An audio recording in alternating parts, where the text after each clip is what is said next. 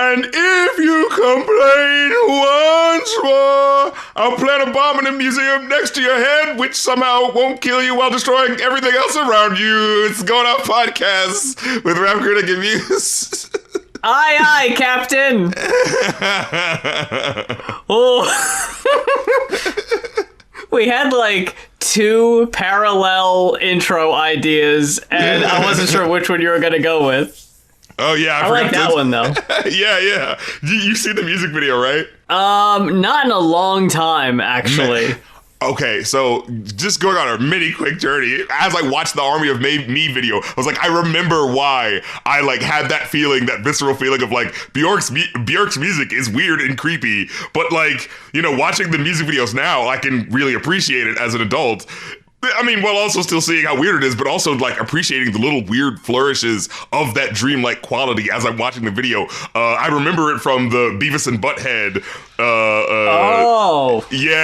Thing where they like covered her music video, and like it having that like bit and watching that music video and being so freaked out and being like, god damn it, I hate it when they show the music video sometimes because I don't like this shit freaks me out with the fucking teeth and shit. It's so goddamn weird when she walks in. And you see, like, the way the camera, like, shows her walking into that dentist's office and then just being, like, the fucking ape there. And, oh, yeah, that's what I was saying, like, really appreciating the little flourishes of, like, so the song's called Army of Me, but, like, you really only see, like, another person that's kind of dressed like her at like the side and margins of shots. So if you're like just watching it head on, like it kind of is at your peripheral where you see another person there. I thought that was such an interesting little thing that I noticed. So I was like, wait a minute, like kind of going back and being like, yeah, for like very face on shots, it's just her. But for little shots where it's like, oh, there's a mirror over here, and wait, it seems like there's another person right next to her. That there isn't a mirror right there. When like the shot where she's walking into the dentist's office and it looks like there's two of her, because there's a mirror in the previous shot, you're kind of like, your eyes used to the idea of like, oh, these are all mirrors, and then you're like, wait a minute, but there isn't a mirror there. That looks like it's just two people walking.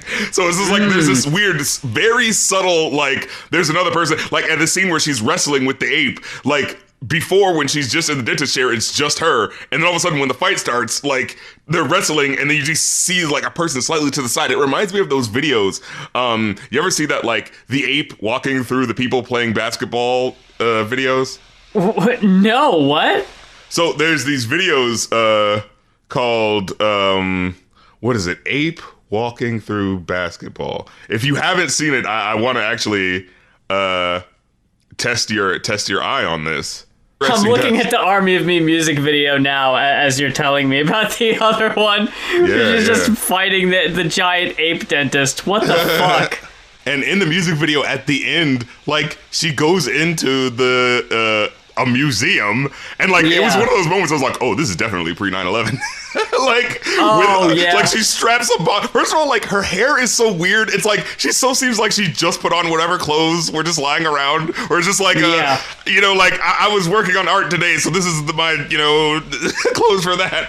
And like her hair just seems like weirdly pinned down to the side, where there's like a couple of bobby pins, but not a lot. But like not a lot to actually look like it's like trying to make it look really like neat. Like it just looks like it's just trying to get it out of her face while she's driving this weird machine truck. And then she straps on a bomb, and I remember just having a moment of like, whoa. Like it's like, oh, innocent Björk, she's weird, but she's like, she's not like eye popping or anything like that. She's not gonna do anything that's like, oh wow, should we play this on MTV in 1999? But then when I see like, oh, bomb on her back running into a museum and like no one's paying attention, I'm like, what's going on? And then of course you see like the little mirror hers on the side, and then running in to like plant a bomb next to someone who looks like her, which when I looked up the video, it turns out to be her brother, which we'll get into later. So, and I actually, weirdly enough, I think I had a dream interpretation of this weird ass dreamlike video that we may get into later on. But like, yeah, what happens in the video is like she plants the bomb next to him and then runs out, and then like it explodes and somehow he's fine. I'm like, what's happening? I think it's funny that we're only now talking about Björk music videos when we had the opportunity when we talked about the debut album to talk about the human behavior video where she gets swallowed whole by a bear, but we just didn't talk about that. I guess that. Oh shit! I completely forgot about it, but you reminded me when you were talking about the ape dentist. I was like, I was like, is he getting it confused with the human behavior video? But no, she fucking gets in an altercation with a giant beast in two different, very equally weird music videos. But that does allow me to take the opportunity to make a slight segue. And the first music video of Björk's I'd ever seen was for the song Miss You, which is on the album we'll talk about in the main event of today's show. And it was during the special of Al TV. Oh, wow. I think it was the Running with Scissors special. It was the Miss You video, which was made by the Ren and Stimpy people, so it looks like a weird, demented Ren and Stimpy episode. And that always stuck with me. And I also saw the music video for Song for the Dumped by Ben Folds 5 in the same special. So that was like a double whammy introduction of like what would be pretty big artists. Like I fucking love Ben Folds. I never got into Björk as much until recently anyway. But I didn't realize that Weird Al was turning me on to some really weird shit. Just kind of taking it for granted, I guess. But what I messaged you about earlier today was that a writer was contacted by NPR to compile what they consider to be the 40 best Weird Al songs of all time. And I read through it, and I got some issues, but you reminded me. These lists are all just made to, they're just throwing on the algorithm of the most popular songs or whatever the heck, and then just going this was a super fan that said they were honored to be considered.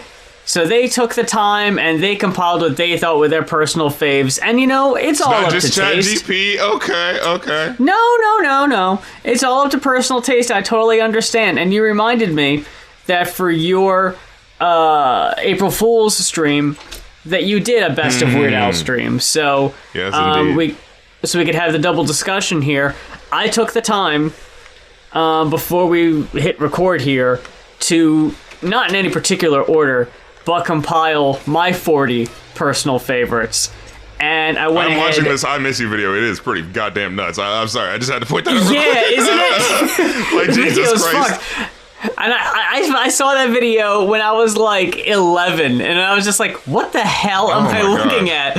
All I knew was that it looked enough like Ren and Stimpy that I knew it was obviously the same people, but I had no idea who Björk was, Jesus and Christ. she's just acting just weird enough. John Krasinski can eat a dick, but BT Dubs, just throw that out there, but like, oh my god. 100%, yes. But to the artists that put in the work for this, Oof. Jesus. Yeah, it's very intense. Oh my god. So I'm going to go through what this person considered to be the top 40, and I'm just going to say, spoiler alert, 18 of my top 40 are not on this person's list. I want to see, give it to me. So I'm going to go through these pretty quick. What this person considered their top 40 first. Christmas at Ground Zero, Frank's 2000-inch TV, CNR, You Don't Love Me Anymore, Melanie, Albuquerque, Gump, Mr. Frump and the Iron Lung, If That Isn't Love, Your Horoscope for Today, The Weird Al Show Theme, Craigslist, eBay, Confessions Part 3, Like a Surgeon, I Love Rocky Road, The Biggest Ball of Twine in Minnesota, Canadian Idiot, Party in the CIA, The Checks in the Mail, Couch Potato, Whatever You Like, It's All About the Pentiums, Don't Download This Song, The Saga Begins, Perform This Way, Polkas on 45, Another One Rides the Bus, Pancreas, Yoda, Trapped in the Drive-Thru, Word Crimes, Hardware Store, Eat It, Dare to Be Stupid, I Lost on Jeopardy, Amish Paradise, and then the final three here, Smells Like Nirvana, One More Minute, and White and Nerdy. Okay, I really feel like we should have just done the top 5 because I can't go through my brain and be like, wait, which ones do they... Well, see, I went through and I just looked at the albums. Yeah, there were so many that I was like, huh? Like, first of all, including any of the polkas, it's just like, what? What are we doing?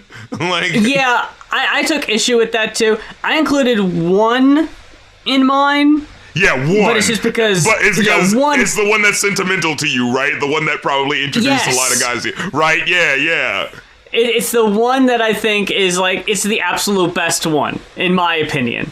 See, so... Which, I can't wait to... Yeah, let's go through it. So, I guess I'll start with the ones that I have on my list that weren't on this person's. Real quick, what were their top 5? I want to hear what their top 5 are. Their top 5 again? Hold on 1 second. Yeah. Let me pull it back up here. Their top 5 were I Lost on Jeopardy, Amish Paradise, Okay. Smells Like Nirvana, Okay, of course. One More Minute, and what? White and Nerdy. One More Minute? Isn't that a style parody? That's not like a direct parody, is it? It's an original of Dare to Be One More Stupid. Minute. Yeah.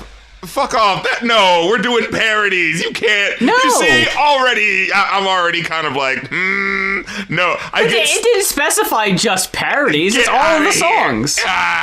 If we're doing because we're trying to talk about the absolute best song, siggity song parodies that he's done. Don't give me that. Oh, technically I'm kind of no. Okay, if we're gonna be nerds and say what are his best songs, that's you know what it is. That's a specific subset if we're talking that. But I think we're talking best parodies because we can talk his best song. I think Dare to Be Stupid is probably his best song, but I would not put that in my top 5 Weird Al that's parodies. Wild. You know what I'm saying? No way. We're definitely of two schools of thoughts. Whoa, you don't put respect on Dare to Be Stupid's name. The song that I may say, no, I didn't say even that. Devo says is the best Devo song. Wait, hold on. You're the one over here saying that we're not counting originals.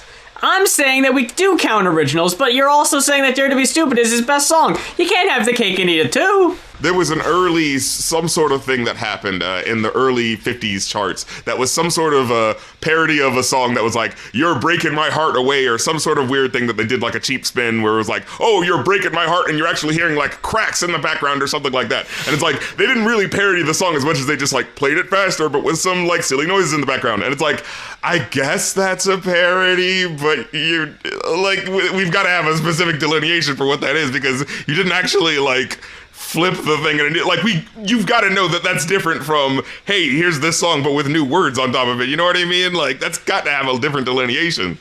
I'm just still stuck on why, if someone were to say, what are the best Weird Al songs, that you would specifically interpret that as what are his best parodies and not look at the entire discography, especially when it's not saying what are his best parodies. I guess that was just for what me. Are his best songs. Maybe I just had that bump against my head when I just kind of heard that off rip, because I was thinking oh, let's get into this. What are the funniest ways that he has flipped songs in a way that's oh, that one's so much better than all the rest? Because he's done some songs, I'll put it this way, we're really getting down into this Weird Al discussion. I love it so much. The gloves are coming off.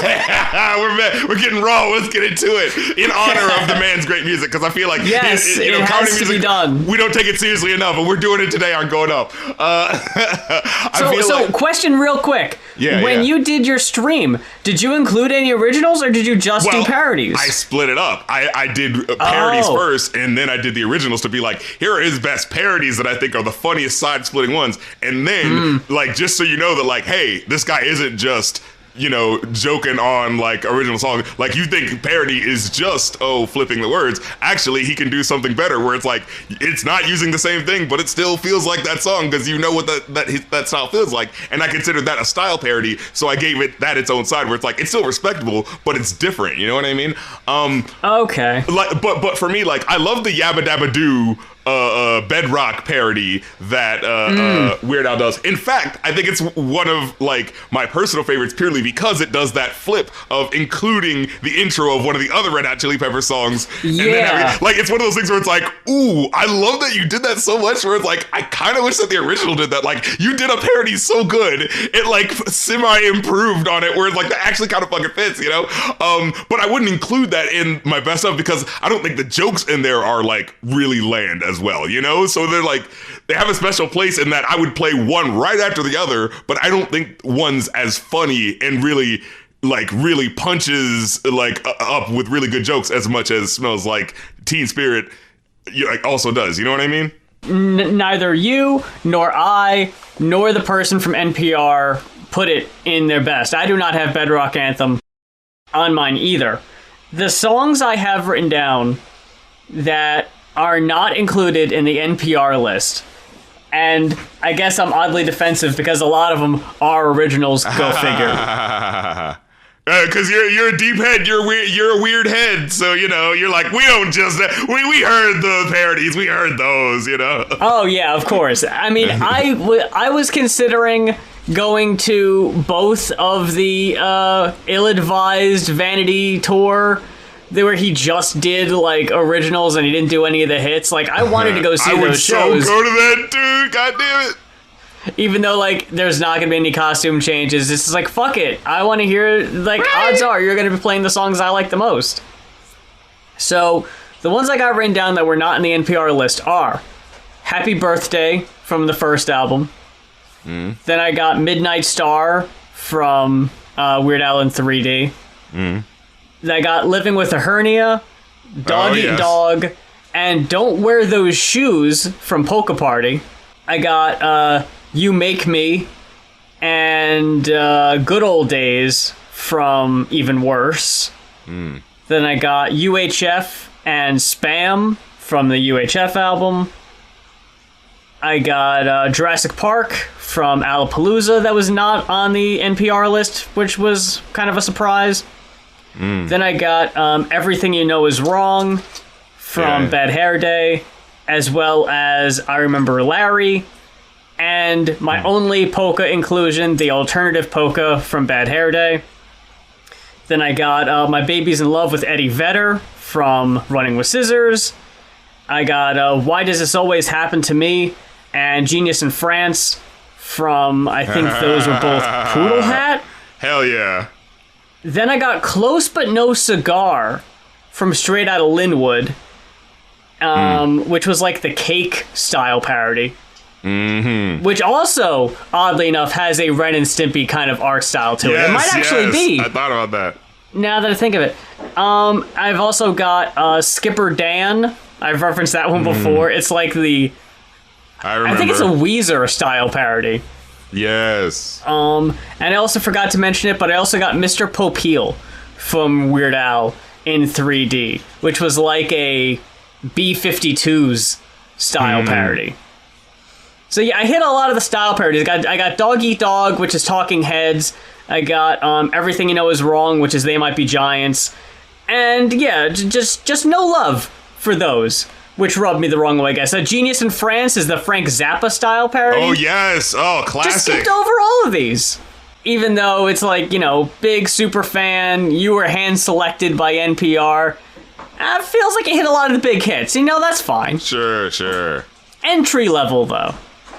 Yeah. So, for me, my parodies would be, and I'm looking at them backwards, it's a toss-up between Confessions Part 3 and Trapped in the Drive-Thru. Like, those are such great late-stage, like, bangers, in how they really, like, turned up the joke on what the original is, you know what I mean? Yeah. Like, so it's like, it's really hard for me to talk, but like, that's what I would throw out there. It's all about the Pentiums.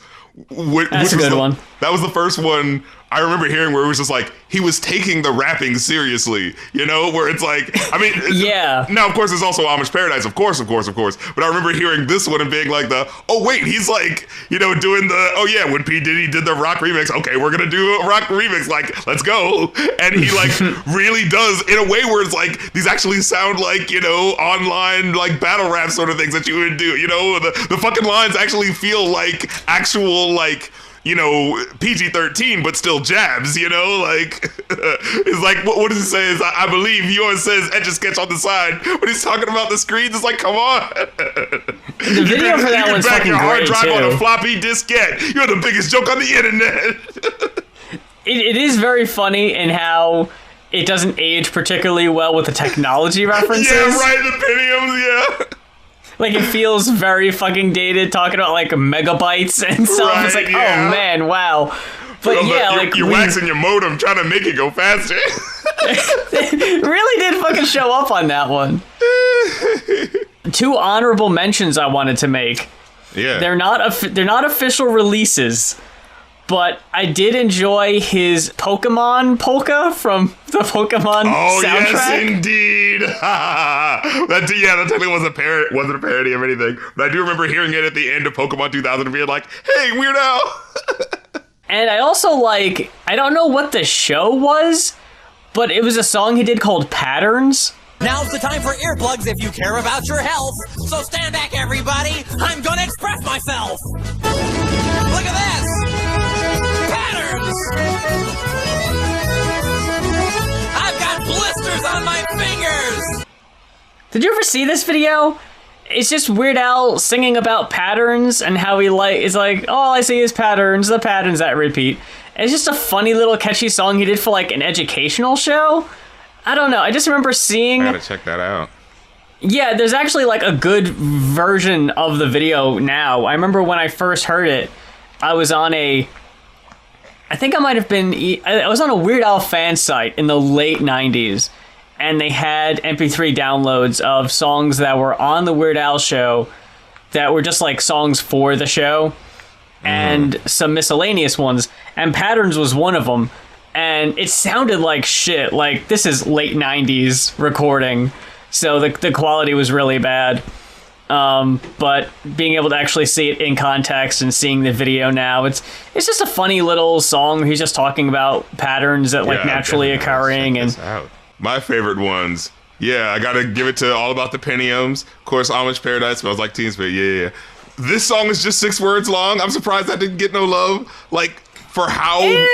For how biting that song was against that really uncreative song, that's why I give it that love. Where we're just ooh, you really got him. Fat because Oh yeah. I think that's the real big introductory one. I think Eat It was also it's a bit of a toss up between those two, but I feel like Fat is funnier to me in terms of joke per second, of song. You know what I mean? That's what we're doing here. We're clocking this shit. And right. Of course, the saga begins. Of course. Running with Scissors was the first new album that I was looking forward to, because by that point I had got into him between Bad Hair Day and Running with Scissors, so that was my introductory period. So when I saw Running with Scissors, that was the first one I got brand new.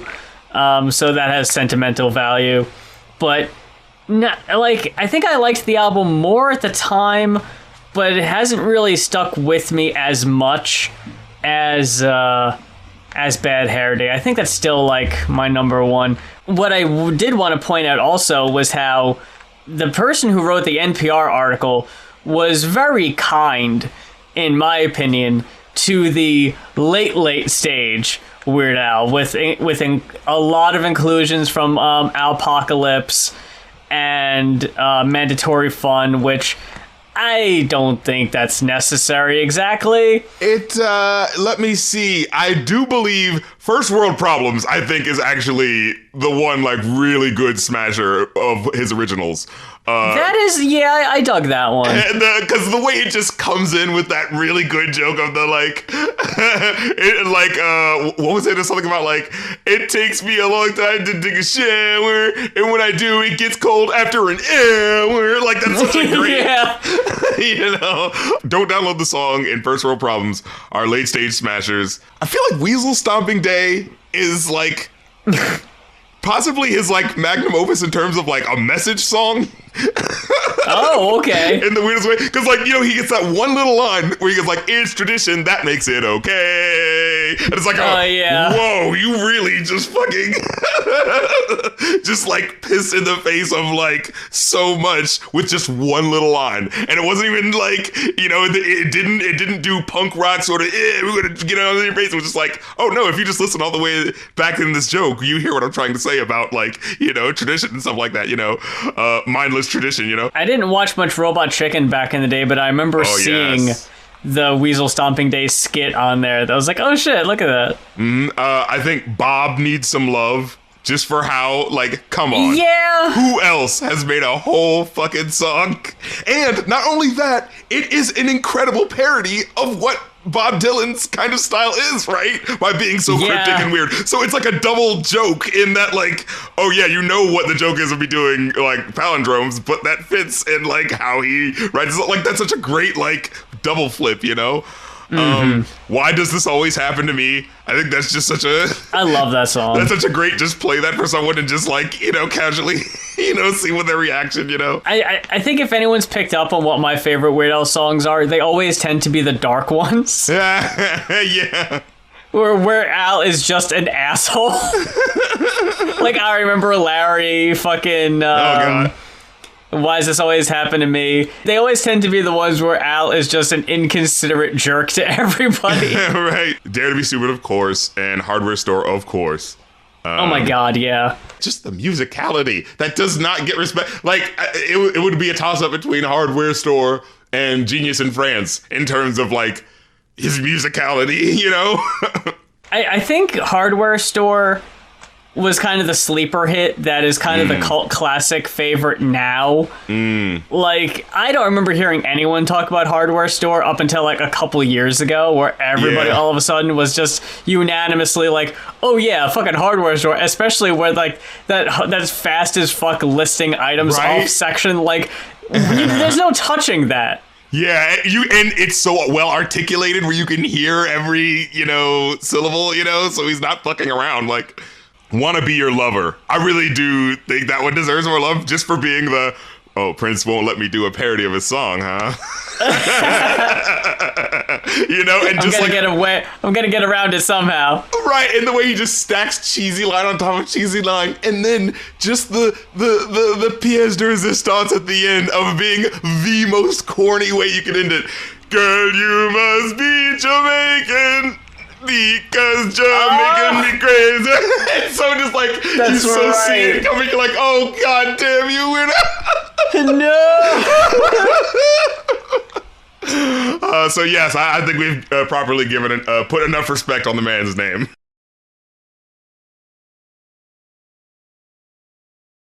We're gonna go from white and nerdy Weird Al to Jack Harlow. If that's appropriate or applicable, we'll let y'all be the judge.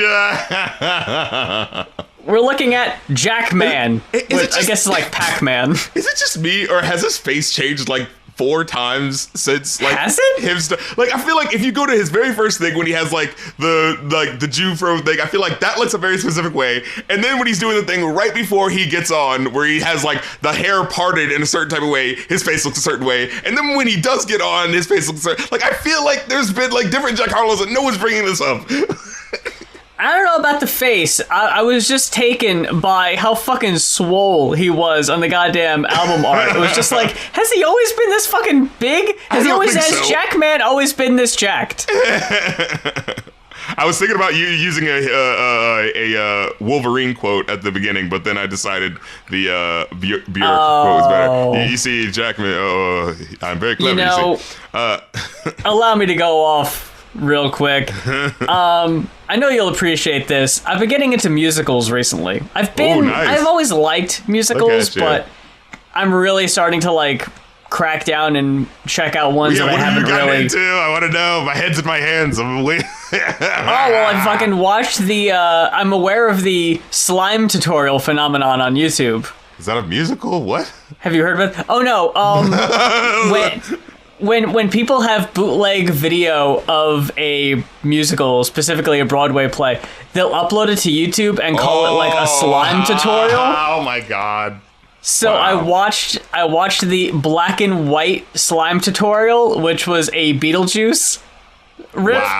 Wow. So, and goddamn, Beetlejuice is fucking fantastic. That musical is god. Oof. I was just like, someone had just reminded me of Beetlejuice just recently, and I was like remembering just how awesome that movie is. Like, remember, you know, when you really have that moment of like, wait, that's actually Batman. Like, that's that's actually Yeah. him. You know when you really have to like you have to like make that connect that dot where I was like I had to look at the picture and really do that because my brain as I just like looked over the picture and glanced over I was like, oh, it's Beetlejuice, and then I had to do that double take. That's Michael Keaton, you know. And then I had that moment again for Alec Baldwin where I was like, that's Alec my God, Baldwin. yeah.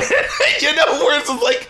That's it. Like they do such a transformation, you know, in these roles. You got Michael Keaton, Alec Baldwin, Gina Davis, and Winona Ryder. Like you can't get a bigger fucking cast than that. The original goth girl, like Jesus. Catherine O'Hara and the Sex Pest. It's a really great cast. Man, no. They were doing so well. I watched the Addams Family musical. I didn't like it as much. I hate going for these goth musicals specifically. See, that's the thing. I figured I was kind of in a mood. And you reminded me when you texted me, I tried to start watching the SpongeBob musical on YouTube. Oh my goodness. But the audio was not great, so I couldn't really make out the words, so I didn't really enjoy that as much. But I've got some other ones written down that I wanted to check out, but you reminded me when you said Hugh Jackman, which is what reminded me of it, was I was trying to... Well, actually, he wasn't even in the one I'm about to talk about. Never mind. But me and Neb were talking about Les Mis. Sure. And I knew I saw Les Mis, but I wasn't sure which version I saw. And I said, oh yeah, I saw the movie in high school. And it was like, when did you graduate high school? I was like, 2005? And they were like, when did that movie come out? And I was like, wait a second, when did that movie come out? I looked it up, 2012. So I was like, okay, wait a minute. Yeah, so it wasn't that one. Yeah. So I looked into it. It was a different one with Liam Neeson in the starring role and Uma Thurman, and I want to say Anne Hathaway's role. Yeah. Oh, so there has been another version. Yeah.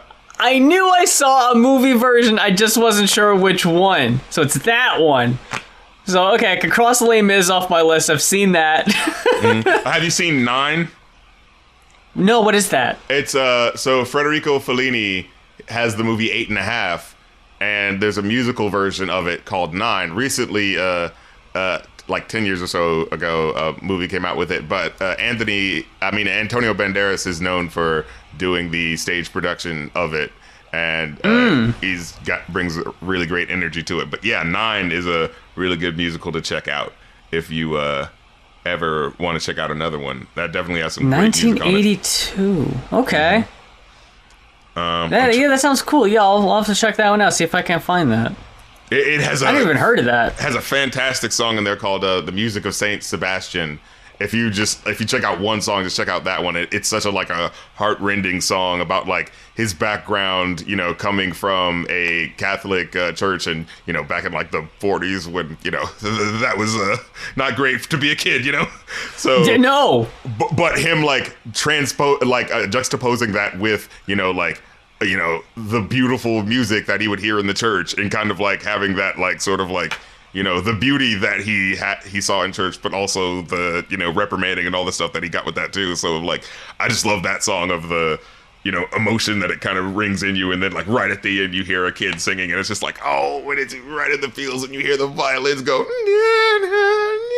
it's like, oh no, his soul can't be saved, you know. Little cross reference there, Raul Julia from Addams Family. Oh, yes indeed, yes indeed. Well, shit. Okay, yeah. Now my interest is super peaked. Real quick question, because I know you are you're Mr. Musical. You've been in so many. I'm very curious. The Music Man, if you will. Oh, it was right I'm very there. clever. I'm very clever, sir. Have you seen Hairspray, by the way? Oh yeah. I gotta throw that one. And hair. I haven't seen Hair yet, but I'm all about Hairspray. I love Hairspray. You gotta see Hair, bro. I know. Yeah, I'm gonna throw that one out at you. 9 and Hair. Like, I was trying to think of what are 5 musicals I can throw at Muse, but then I was just like, wait a minute, Hair. That's good. If I can get you on 9 and Hair, I'm good. Okay. Now, what I was gonna ask you was, what if I had to ask you your first answer to most overrated? Most overrated musical. I would probably have to go with,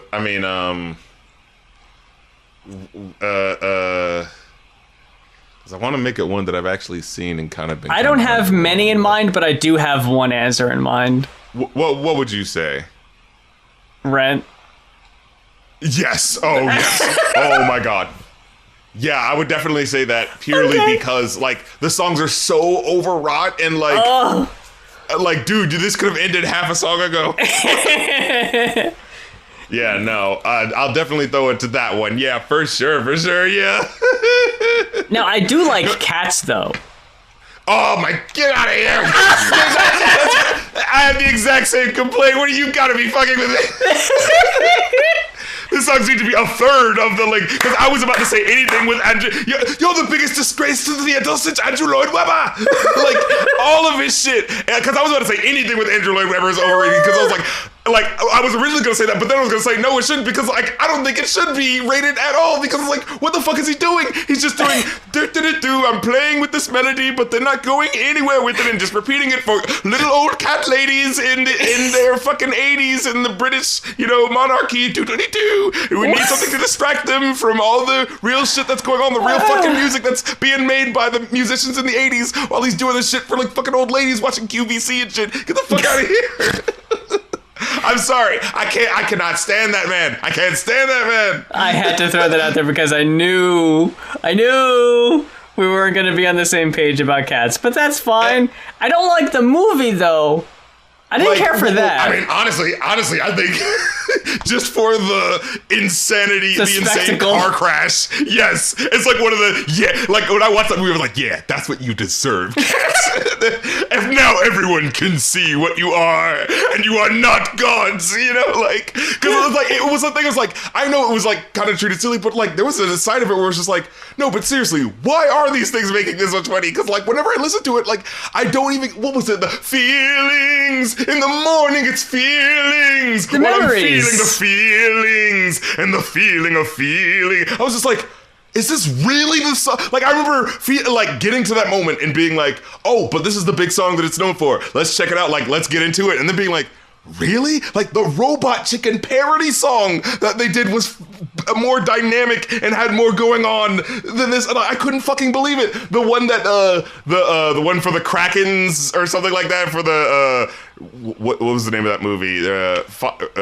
Fight of the Titans, the Clash of the Titans, where Robot Chicken did they did a parody, and it was something like torment in the morning, it's heartbreak. Like Robot Chicken did a parody of that song, and I confuse it with that one when I think about the lyrics, because the lyrics in that one are so much better fucking well written.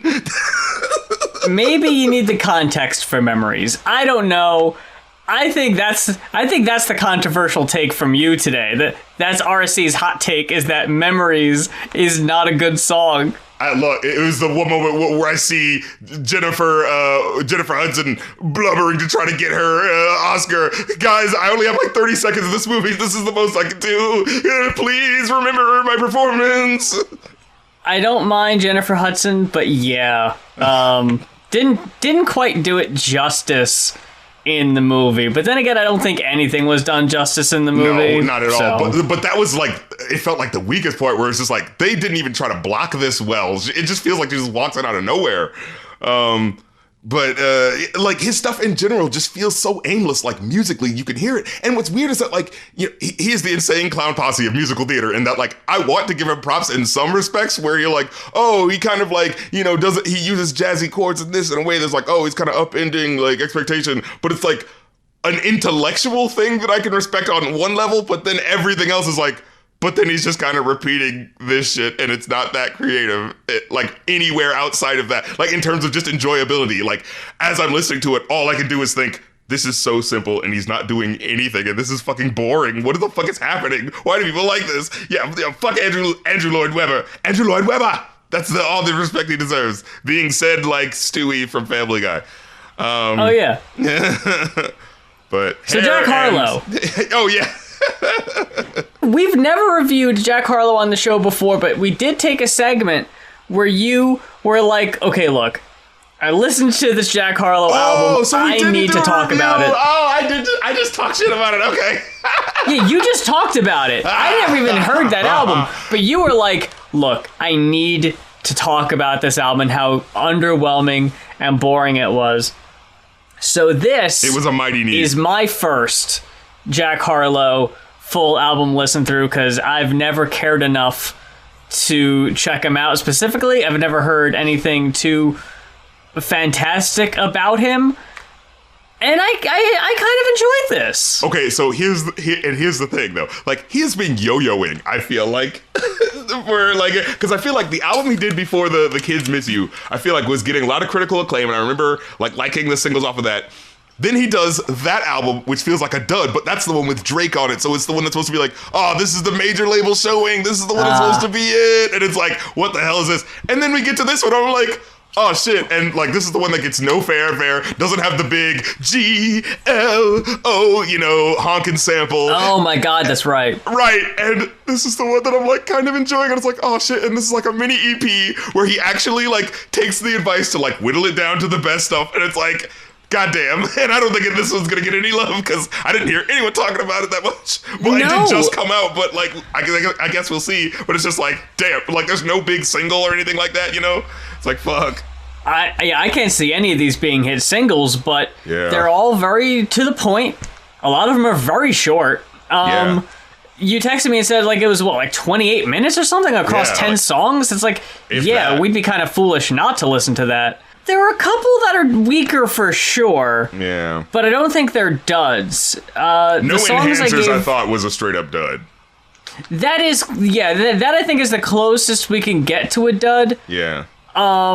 Especially because I don't really love the whole. It feels cliche. The whole "she's so beautiful, she doesn't need the makeup." But also the fact that it just randomly, and I mean this. Yes. I can't express how randomly this comes in. My homeboy just beat cancer. Like, that's great, Jack. I'm really happy for you and your friend. That's awesome. What is it doing here? What is it doing right before this corny, I call my ex no answer, as in, that's my nickname for her, because when I call no answer, shut the fuck up. Like, are you kidding me? What? What is happening? Yeah, that made no fucking sense to me. I was like blindsided. I would say no enhancers is kind of meh. That I also said It Can't Be was kind of meh. Good Lord, get that track out of here. I couldn't believe what I was listening to. Do you want to go through the album and like... Yeah. So, Common Ground I actually thought was a really good starter, where it's like, oh, wow. Absolutely. Like, it's him making some commentary, but kind of like being on his, you know, I don't want to commentate too much on what I don't know, but here's what I'm seeing. I'm seeing, like, look at what we're kind of seeing as, like, as, you know, a white guy trying to make hip hop and kind of saying, like, oh, I don't know if I'm comfortable with, like, seeing this unfold, you know, where it's just like these people clearly getting their catharsis of, you know, listening to black music. Like, I like seeing him directly address that. Part of me was kind of weirded out, or I guess confused, from how he does this song and he's basically saying like, there's a bunch of white kids listening to music by black people and they're using like slang and they they're get talking to feel like like a thug, but they don't have to act on it, right? Like that. Exactly, that deal, yeah. But then Jack goes on to use like countless black slang throughout the rest of the album. Yeah. So I was like, I mean, there's specifically a song, the fourth song, Is It Aight? And I was like, I don't feel comfortable saying that. Like, you know? Yeah. Like, it feels weird for me to even just said that. But now, like, I don't know your story, Jack.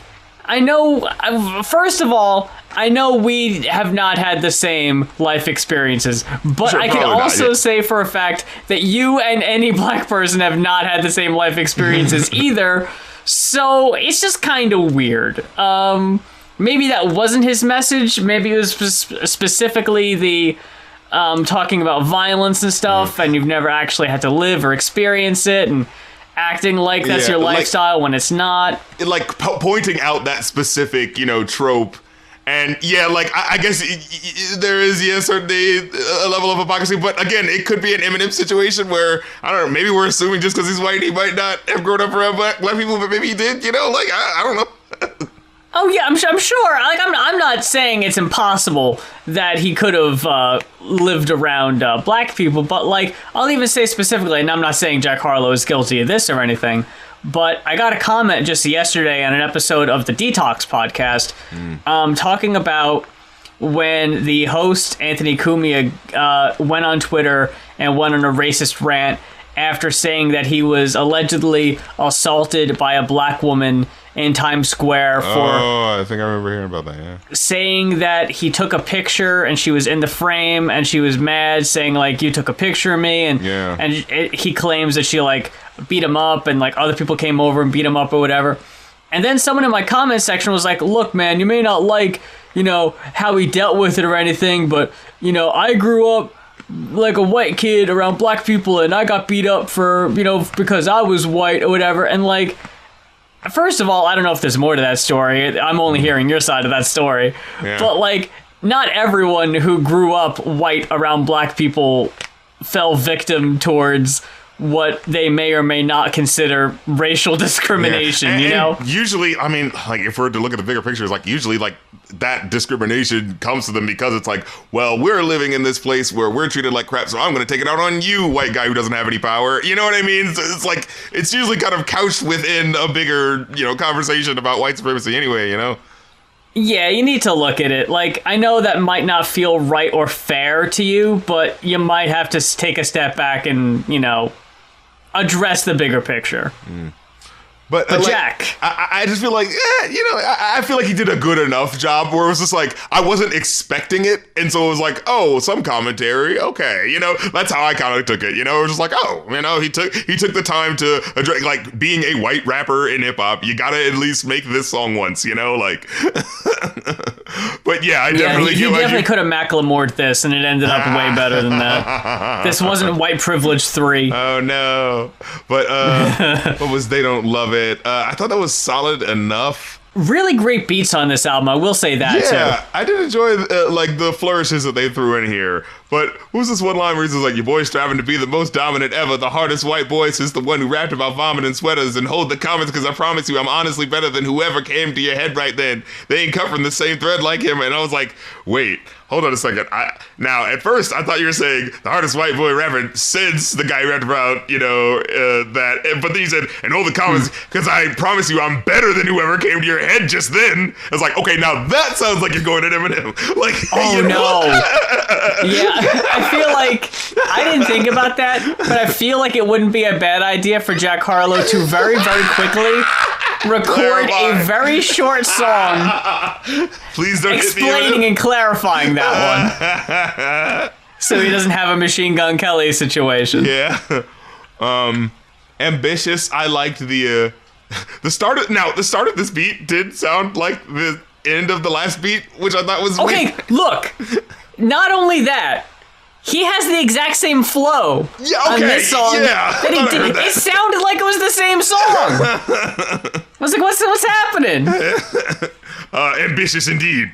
Yeah, we're really flipping the script here. But I actually did like the, you know, storytelling, writing in my journal rhymes. Like, I thought that was actually, you know, pretty good. Starting like, oh, at 14, this is the start of my career. And then at 19, you know, I'm kind of getting some heat. Now at 24, like, look how things have changed. Like, I like that. Like, you know, his big thing in his sort of discography has been like, oh, people think, you know, that it just got it overnight. But actually, you know, I've actually been putting in the work, you know. And so this is him, like, really detailing that. Like, I thought that was cool.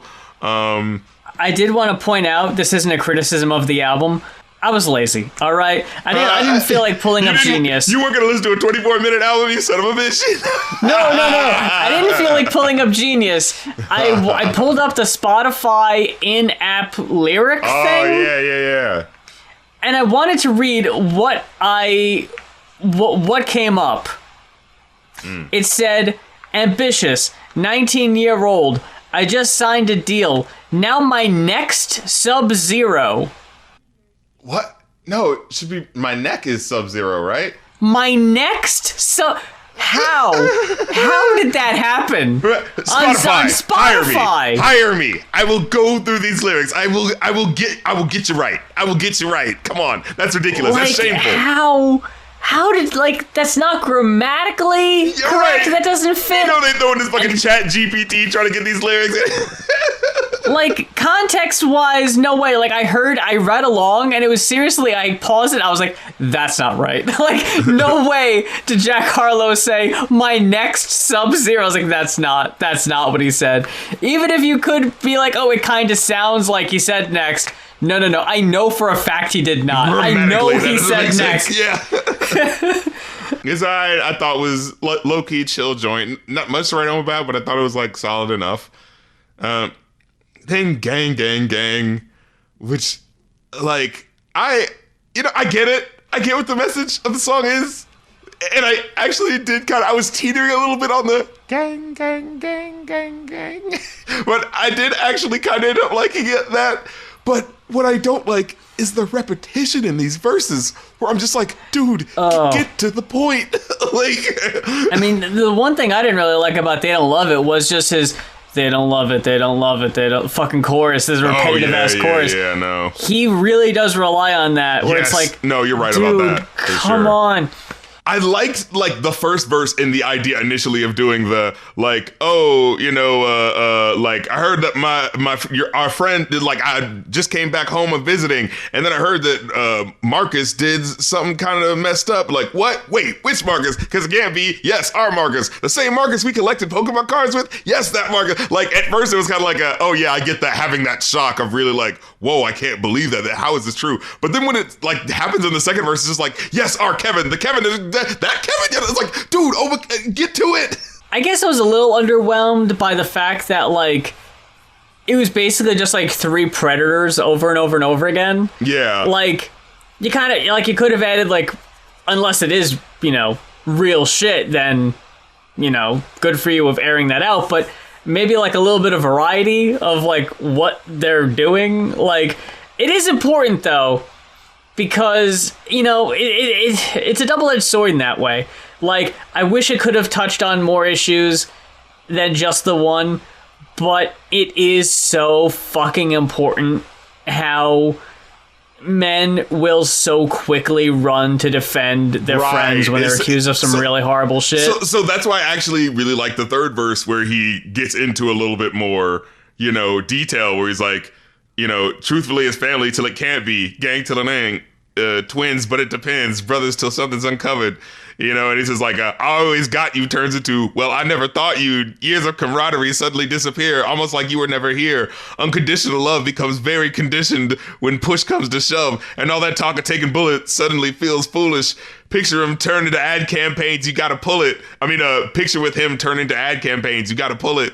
And it's like, I love how it, like, it doesn't take glee, right? And going like, oh, we're taking this person to task. It's just like, no, man, this is somewhere that meant something to me. But it's like, but I can't let that fly, but at the same time, it's just like, it feels like it's trying to grapple with that honestly. Like where he says, because he says that one lyric is like, feet held to the fire. We hold accountable the ones we hold dear out of morals, but mainly out of fear. The choice becomes clear and years of camaraderie suddenly disappear, almost like you were never here. And so it's like, there's a bit of like the admitting to like, the hastiness of it, right? Where it's just like, oh man, like, no, I can't mess with you like that. But then there's that like sort of regret of like, but man, I did know this person for so long, and it's just like, I mean, is there the idea of restorative justice? Is it possible? Or is this person like this type of piece of shit who's just like, no, he's not going to change that behavior. That's who he is. And like, ooh, yeah, if you're not accepting that, you got to leave this guy alone. You got to cut him off. You know what I mean? Like the type of guy who doesn't see what the big deal is. You know what I mean? Like, it's a song I kind of wished Brockhampton would have done about Amir. Yeah. Like they did their like song. They did their "We're Angry at You" song, where they didn't really do their calling out, like you should call out assault, like at that sort of thing. Like Like they were all mad and they were airing their frustrations, but I don't think they specifically addressed what he did. Yeah, it comes off more directly like, this shitty thing that you did is affecting us right now. Yeah, it's like, which we is don't still give a fuck feeling, about the person. But I mean, yeah, it does seem like it's sliding across the, This is how it affected us, so now it's a problem. Right. It's like, oh shit, okay, that's weird. But this is very ballsy though, I will say of Jack, because if anybody he's associated with, Yeah. now we're all gonna turn and look at Jack. Well, you better do the right fucking thing, dude. No. We heard that song. Hey, I mean, look. Now you gotta do the right thing. We're all gonna say some shit. Yeah, exactly. Denver, I thought was a really strong cut too, though. I think that's a strong contender for best song on the album, also. Yeah, him doubting how he's living his life and feeling like he's disappointing people. You know, I thought the emotion of that really came through. No one answers. I was like, I wrote down like, how the hell is this the pre-hook? Oh my god. She know I'm a romancer. You know I make you laugh like no one else. You love my banter. It's like after what you just said, like my homeboy just beat cancer. Like what? Does that make the lady swoon? Like what the fuck? That's his banter. Yeah. I call my ex no answer, as in that's why you're already getting the drink thrown in your face. What the fuck are you talking about? I call my ex no answer, as in that's my nickname for her. Cause when I call no answer, Go in the house. And then, oh yeah, and that song only has one verse in it. And I just realized that. I was like, wait, it just does that one thing. And it doesn't, and the verse starts with, she don't even know her daddy. I'm like, okay, dude, you can't. Oh, no. Now this is the sexy banter. I think that line is right after it. Yo. What in the world? This song is worse than I remember. Oh my God. I gave this kind of a passing grade. I must have been, I don't know where my head was. This is way worse than I remember it. Oh my god. And then I gotta retro fix my fucking score, my whole album here score.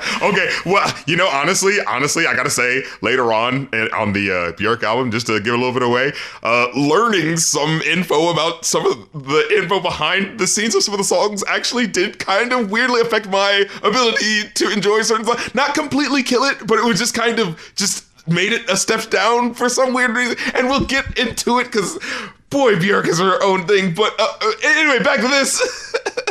You know, RC, I think context is the word of the day, but we'll get to that here in maybe a minute or two. For sure. Even. So it can't be. It can't be. Indeed, like with the monocles popping from my eyes, it can't be.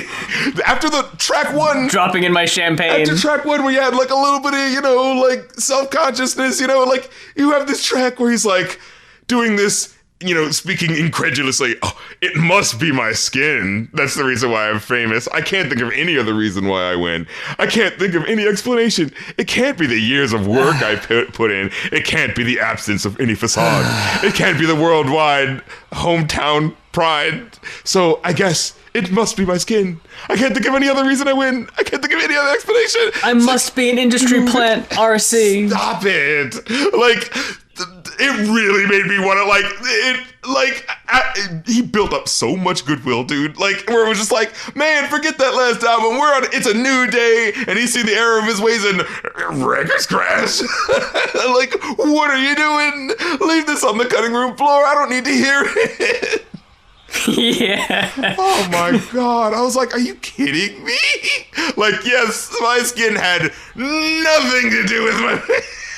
It's like, dude, come on. what the hell is going on? And that's not even to take away from his work ethic, but it's like, it's inexorable that, like, you know, your, you know, gender, race, class, whatever, small advantages that you had helped you out. Like, come on now. Like, let's not, come on. Like, you know, Blame on Me comes in and almost makes me forgive the last song, but, you know, does really well. I liked how it basically, like, talks about, like, you know, family trauma and really lays out how that really affects, you know, a person and goes through the family, because it starts off being like the little brother talking about how he felt all bullied and left behind and like his older brother didn't care. And then the older brother having like, it's this really dark moment where like the younger brother starts off saying like, you know, I haven't brought it up because I thought you didn't really like care about me, so I didn't say anything.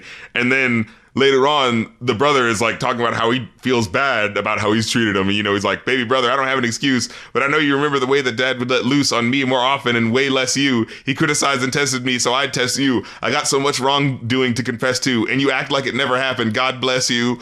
Like, that was like the real hitting moment of like, and man, you're just like, you're not even bringing up how much of a dick I've been to you. Like, you're a good younger brother, man. And it's like that, like the miscommunication that's happening, but like hearing how they're feeling, and then having the third verse from what I thought was like the dad perspective. Like, it was just like, holy fuck, man.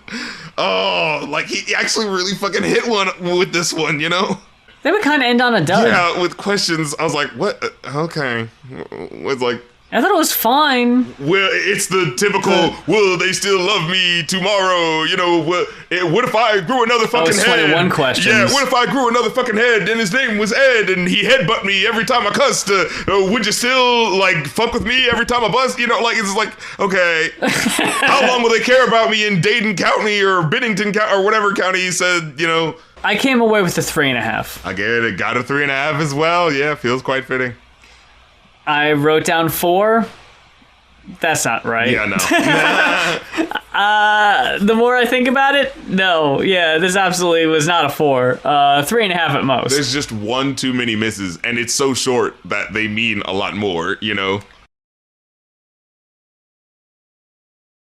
We're heading on to the first of 2 Ko-fi requests. And if you want to request an album to be reviewed on a future episode, head over to our Ko-fi. That is ko-fi.com/goinoff.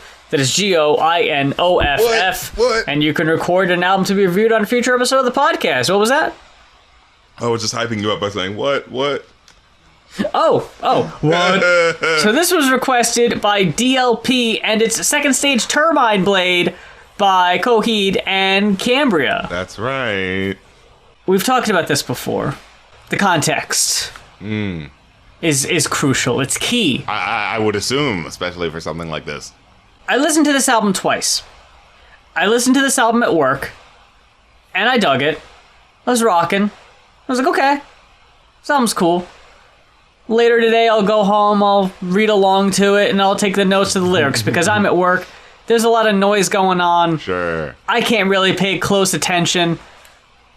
So I'm just going to read this from the Genius page. The album begins with the story of a husband and wife known as Coheed and Cambria, who were implanted with a virus that has the potential to destroy the entire universe, and are told that their children have inherited a mutated and incurable version of the same virus that could trigger once they reach maturity. Coheed and Cambria are faced with the dilemma of either murdering their own children or letting the universe end. That's the story? When I was at work, I didn't pick up on that at all. Yeah, fuck no. And, what in the hell? I don't think I've ever listened to, and it's funny that this isn't a rap album. This is, you know, like emo, hard rock, I guess. Yeah, My Chemical Romance type, you know, yeah. 100%, yeah. That I did more cliff note, footnote clicking on the lyrics of this album than any album we've ever done. And you can't keep up. Like, it's... No! That's the problem. I constantly needed context and explanations, because what's to this album's detriment, okay? This is the debut album from the band named Coheed and Cambria. Debut? I thought this was like the problem. Episode 4. Problem, RC. The problem is that they were a band already. And the beginning of the story, you've already missed out on. So you're being dropped in like the first maybe half hour into a movie. Oh my god, I feel like... You're not introduced to the characters.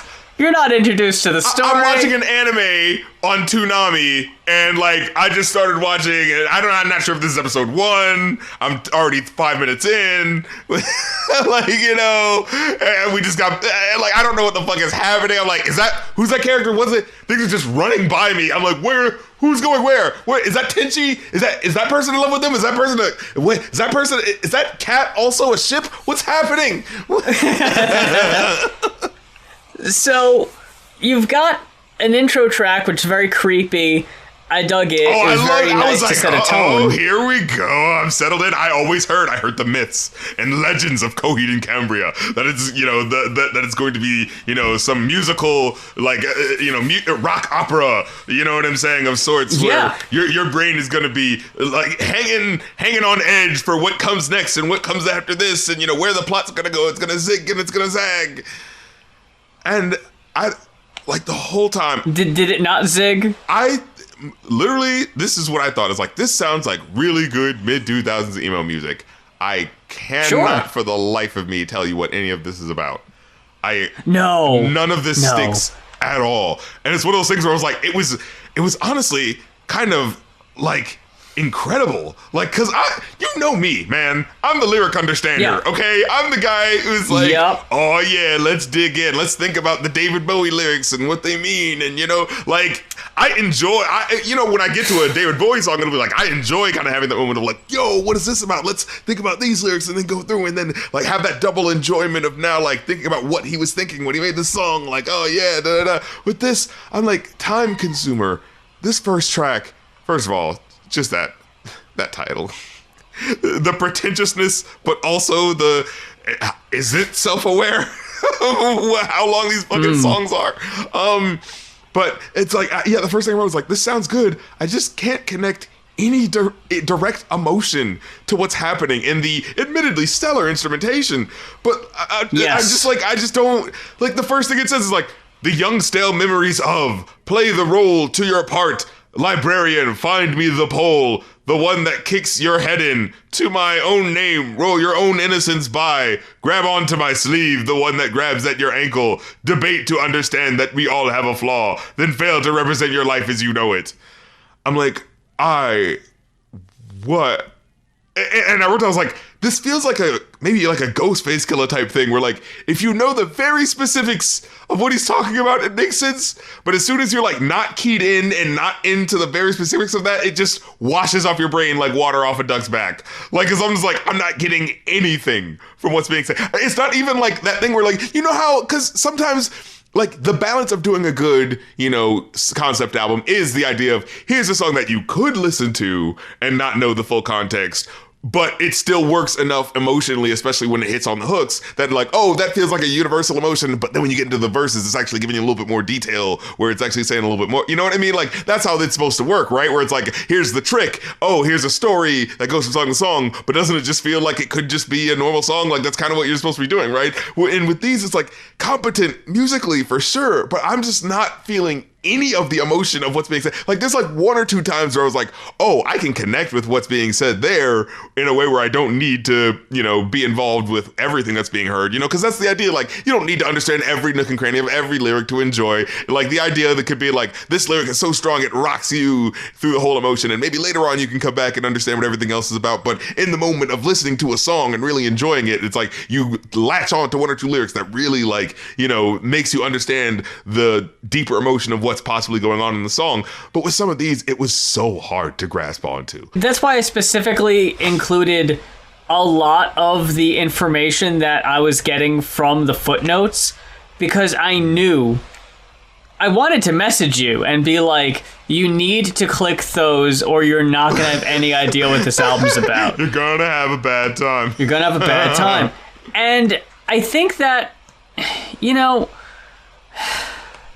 like, the thing is, there is a congruent comic book series that goes along. That's what I saw. I was like, wait, there's a comic book with this? What's happening? Yeah, the guy from the band, he makes the comic book, which is not unsimilar to Gerard Way of My Chemical Romance, coincidentally enough.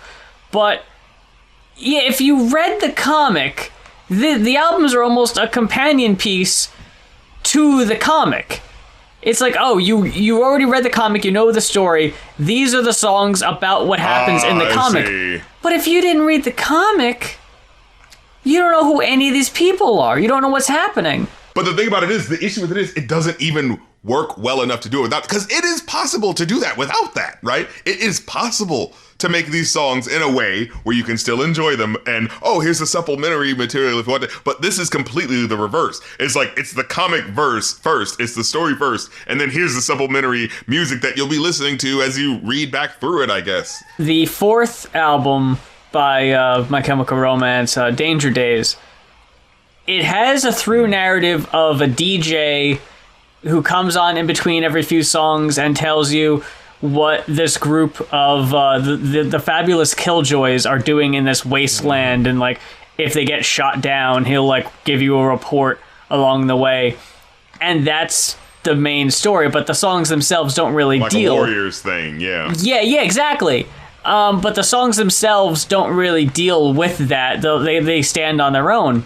Then they put out a comic book about the story that is happening during the album, and they work the songs and what the songs are about into the story of the comic book.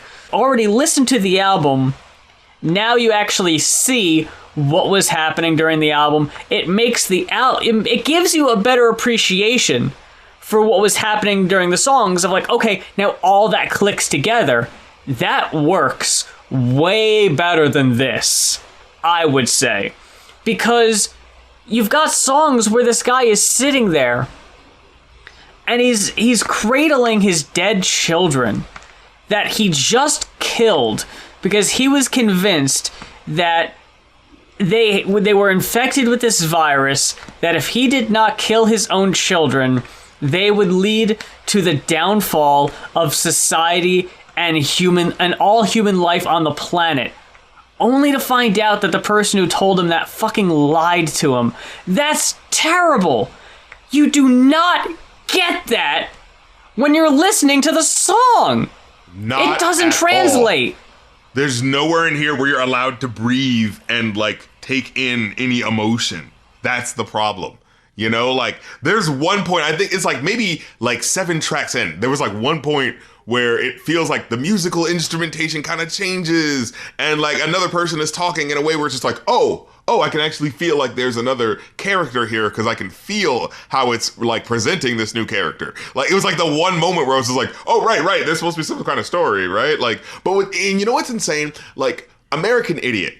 I feel like when we looked at that album, we were able to get a clearer, like not a full story, but I feel like, you know, they do enough so that you want to fill in the details if you're not really, you know, fully understanding what's going on. It does such a good job of setting up this world that when the parts kind of feel a little blurry, you feel invited and compelled to fill in the blanks, right? Like that's what good art does when it has its abstract moments, especially music. And I will say later on with Bjork, an album that we're directly about to listen to, even though it's not a direct narrative, I also at least got that feeling of that. Like I could feel here's one lyric that feels like it's calling back to something earlier. Oh, I can feel how this lyric is like I can feel those little moments, even in like I could feel that didn't even feel intentional, but it was just I'm working on this album and I'm kind of saying things similar. Like I got more of a narrative like netting and sort of like pulled together from that than I got out of any of this. And that's what's so insane as I'm listening to this. And like we could go track to track, but I'm like,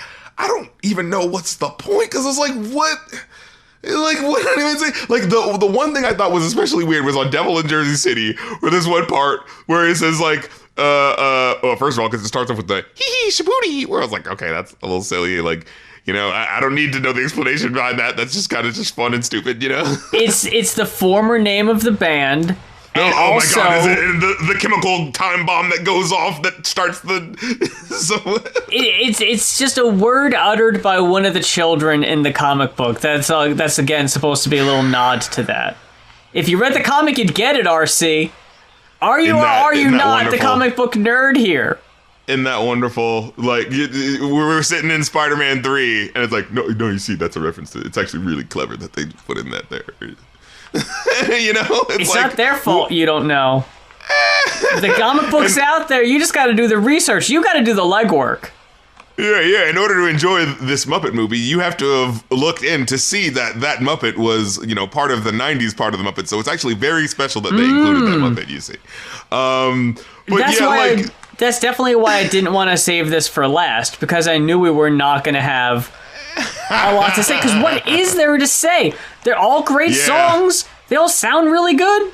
I like the... They're competent, I like the music. The vocalist has a very unique voice that I appreciate. Right. There's songs that break out into... Every now and then I feel like it spills over into a little silly with the...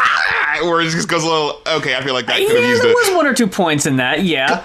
Because, like, Serge Tankian can do the screaming thing, and it's like, I take it serious, but not serious. Like, it balances it well enough, you know what I mean? With this, I feel like it didn't balance that, where I was just like, oh, that felt a little too silly. That felt like a little too loose. You know, you needed a second take on that. And then I did like the one lyric, it's like I like it, but I don't know if I like it. Where it's just like, I just like that it's a really weird, different texture. Where he says, "Scream loud, scream sayonara, sweet Josephine, will you fuck me back home?" Like, where it sounds like he's almost embarrassed to say it or something like that. Where it's just like, okay, I can't be overheard. Yeah, right. And then this one, evolve monster. Where I was like, that's the name of the virus. Oh, yeah, that's what I read because I was like, I was looking at the hook. Evolve, Monstar, show me the things I've never wanted done. Evolve, Monstar, do to me the things I never wanted done. And it's like, this is what I mean by it's like, you gotta have a hook that could be universal enough where someone could think that it's about, you know, but with this, I'm like, I'm not sure what emotion I'm supposed to be getting from this. And then I look it up, the explanation. The Monstar virus exists in IRO bot Coheed as a weapon that, when activated through the sting of the dragonflies, will allow him to transform into a monster capable of draining one of the stars of Sirius that make up the keywork, which holds the 78 planets Heaven's Fence together. This is the plan of the tyrannical Wilhelm Ryan, who wants to remove the 9 planets nearest to Star 7 from Heaven's Fence due to their continued resistance to his rule. Okay. This is just common shit, RC. I hear people all the time talking about this. You know, it's just going over our heads. It's our problem. Like, this is fucking AMV core is what this is. This is fucking, you know, like, this is the AMV core, but after you watch the video, you actually find out, oh, and you look at the link in the description and say, if you actually want to check out the comic that I wrote, you know, like, that's what this is. You know what I mean? Yeah, like, I mean... I do appreciate how much effort is put into this story. It's a very unique story, and there's a lot of dedication to it, and I think that's great. It doesn't really make for a super enjoyable album. It doesn't make me care. Yeah. No, like, it's enjoyable, like I had said, in passing. When I was at work, I thought it sounded great.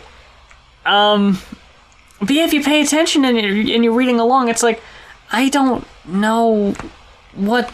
where I'm supposed to be jumping in. Yeah. Like, if there was some sort of narration in between some of the songs that give you some kind of context, that's really all you would need. Yeah. Not much. I mean, for God's sakes, you had like 30 seconds in that intro of nothing happening. You could have at least have like what sounds like a little transcript from BioShock or something. You know, Stardate S47, you know, like... Yeah, just tell me who Coheed and Cambria are, what they're doing. Just tell me who they are! But no, they just don't even take the time to do that. You're just supposed to know that going in. And that makes for an awkward listen. Yeah, and like the one song that I remember really liking, Delirium Trigger, where it starts off with the, "We're now up here alone, terror on the intercom, can someone save us? Systems malfunction, blast at this damn machine, over and out, Captain." Like, that was a good, I'm feeling the intrigue. I want to know where things are going. Oh, it seems like he's stranded, he's lost, what's going on? You know what I mean? Like, that was one of the few times that I was like, oh, what is happening? What's going on? And then, it pissed me off, because it's like, I was actually kind of being pulled along with the imagery on this one. It's like, parasitic cyst, I can't stand to watch. It's coming up and out of your chest. I'm like, oh, what's going on? Okay, I'm actually able to, you know, see through the mist and see what the imagery is happening here. And then all of a sudden, it just cuts and goes, "Remember when we were young?" And then it's like, oh, and now we're like, what? We're doing a flashback? I'm like, oh, now I'm lost again. I don't know where we are again. Like, you know, like... Yeah, like, if you're just talking about something happening, then, yeah, that's, you know... If you're being descriptive especially, that's easy to grab onto and be like, oh, okay, I know what's going on. But when, like, the main thing of the song is you're throwing names at me and like dialogue between people I don't know, I can't appreciate what's happening because I don't know who these people are and what's happening. That freaking "when you close your eyes," that did a better job of establishing two different characters than this freaking album does. Yeah. I do remember liking the hook of it though, where it like, I think the hook of this one, that's what I was feeling. I was like, it's only when I can feel certain lyrics kind of, you know, illustrating something that really gives me some emotion, where he says like, "Oh dear God, I don't feel alive. When you're cut short of misery, will you pray it to be the end? Give a look surprised, wide-eyed to me." And then like, "Then you'll know just who I am. The scare that triggers your fear. Come know me in a different light now. Come know me as God." I was just like, "Ooh, okay, that's like kind of like, yeah, there's something going on here. There's some sort of goes the comma brings the day." Like, you know, I can kind of see something going on here, you know. Mm-hmm. And here, Shot Kid Disaster, just this fucking name, like, what is, okay, whatever, but but the only thing I can remember, I wrote down, I was just like, yes, track 6, and I had gotten to the point where I was just like, you know what, I'm just gonna write down whatever actually sticks out to me and see if I actually, like, care about anything. The only thing that's like, I was like, "The arm that killed the president," and this wee itty bitty high sounding voice that's interrupted by the unrestrained and kind of awkward sounding screaming. Rah! But I was just like, I was just not invested in the emotional plot of what's happening. That's what it is. It's like the emotional plot of what's happening I don't care about. You know, you can do all this like, oh, then they ran over here, and then they went under here, and then they went over here. But it's just like, make me care about who this is regardless of what's happening to them, you know? Like, God damn it, there are Prince songs where, like, what was it, Raspberry Beret, where it's not that much detail and story, but, like, you kind of get that feeling of, like, oh, it was sunny at one point, but then it's getting kind of stormy, and then the storm is happening while we're in the barn and having sex. Like, you know, you can very directly understand where the narrative is going, and it gives you enough real space to get that, you know what I mean? Like, this isn't like a rap album where they gotta, like, rap it, but hell, when we did that Prince Paul album, we were way able to get a clear, like, you know, picture of what's happening, and they were saying words probably just as fast as this, you know? Mm-hmm. Just the title, I'm telling you, a title can kill a song, man. These titles, 33, June Song Provision, the Amaratics Protocol, the Afrax, whatever the fucking these names, like, I don't care. The Godsend Conspirator, Never Ender, I wrote right next to it, Never Ender Indeed. Look at the length of these fucking tracks. It's very funny that if you're just... If you're just going on Spotify and you're listening to an emo playlist and Coheed and Cambria comes on and you're listening to it, you'd have no idea how nerdy this shit is. And that's not a critique. It's just a fact. You know? Like, I'm not saying it's bad. Like, I like nerdy shit. I like nerdy music. It's fine. But... it makes it not very accessible. No. And, I mean... good for them for not caring if it's accessible. You know, I think that's, you know, admirable. If you got your fans, you got your fans. That's fine. And if they like the story and they're invested in the story, I'm sure this meant a lot. You know, I'm sure it furthered the story and added a lot of world building. I just didn't know. I just wish I was invited. I feel like I'm, you just gotta let us in, man. Yeah. Let me like this. Yeah. I want to. Let me like it. Like I said, there's so many, like, Insane Clown Posse, for fuck's sake. When you listen to one of their albums, no, their concept doesn't really stick together, but you do kind of, by the end, feel like that you've been through a dark carnival of some sort. You know, like, oh, it gives you some, you know, the sound of some carnival music. It gives you some, the voice guy, hey there, you know, come to the House of Horror. You know what I mean? Like, it gives you some sort of settings and trappings that lets you in. With this, there's like one part during the June Song Provision where there's like a spoken interlude where it's like, I don't believe retirement is included in the contract because then the contract would expire. If we rush it this time, they would be fitting. And the first thing I was thinking was like, okay, we're finally getting some detail. Wait, does this guy sign a long-term contract where they wouldn't let him retire? That sounds immediately stupid. Wait, who is this guy? You know, like, that's all the detail we're getting here. Well, that was a bad move. Yeah, it's like, this doesn't sound like the smartest dude. Is this who we've been following the whole time? Oh, man. Although I did like the music change up in there. Like, I thought that was really cool in June Song Provision. Yeah. I thought that was nice. I really liked how creepy June Song Provision got by the end. Yeah, and this is the one where I noted this is the one where it felt like my ears could actually listen to and absorb when it felt like another person was talking, where it was just like, oh, there's another person happening now, okay. Well, then there was that one lyric, what was this? Wait for me, all right, I'm still a boy down there. When you want to promise me that, wait for me, all right, I'm still a boy down there. And I'm like, what is that supposed to mean? What is that? What's happening?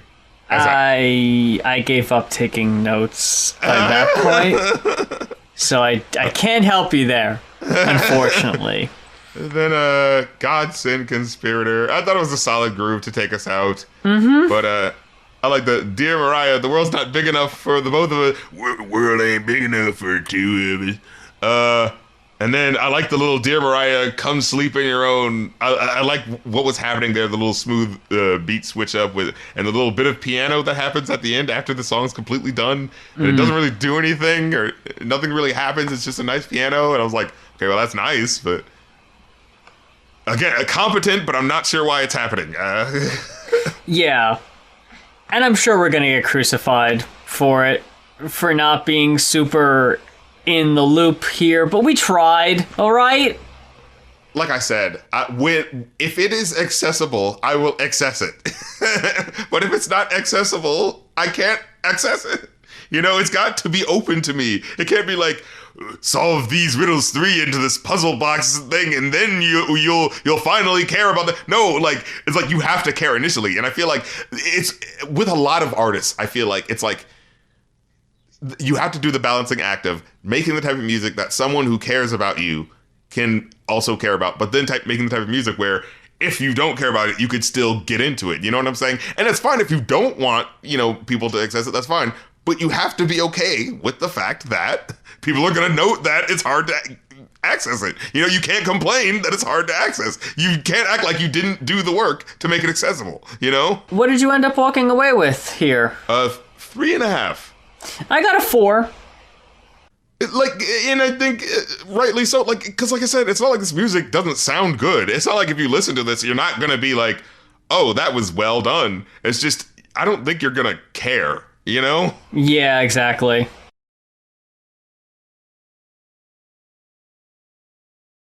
We head on over to the main event. None other than Björk. That's right. And Post. And I don't need to tell y'all could probably guess, but it's Dr. Goatman coming on through. Yes. They got a lot of hooks in the water right now.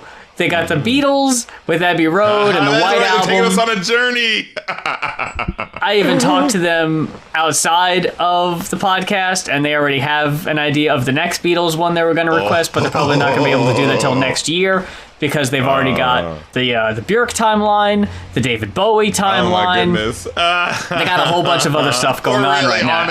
You see. But right now we're back to Björk, and it's been a minute, but we're back with the very big tonal shift from the more subdued, unassuming debut to now the super bombastic, in-your-face, industrial-tinged Post. But still with, classical acoustic music, accoutrement around the album, it's so fascinating.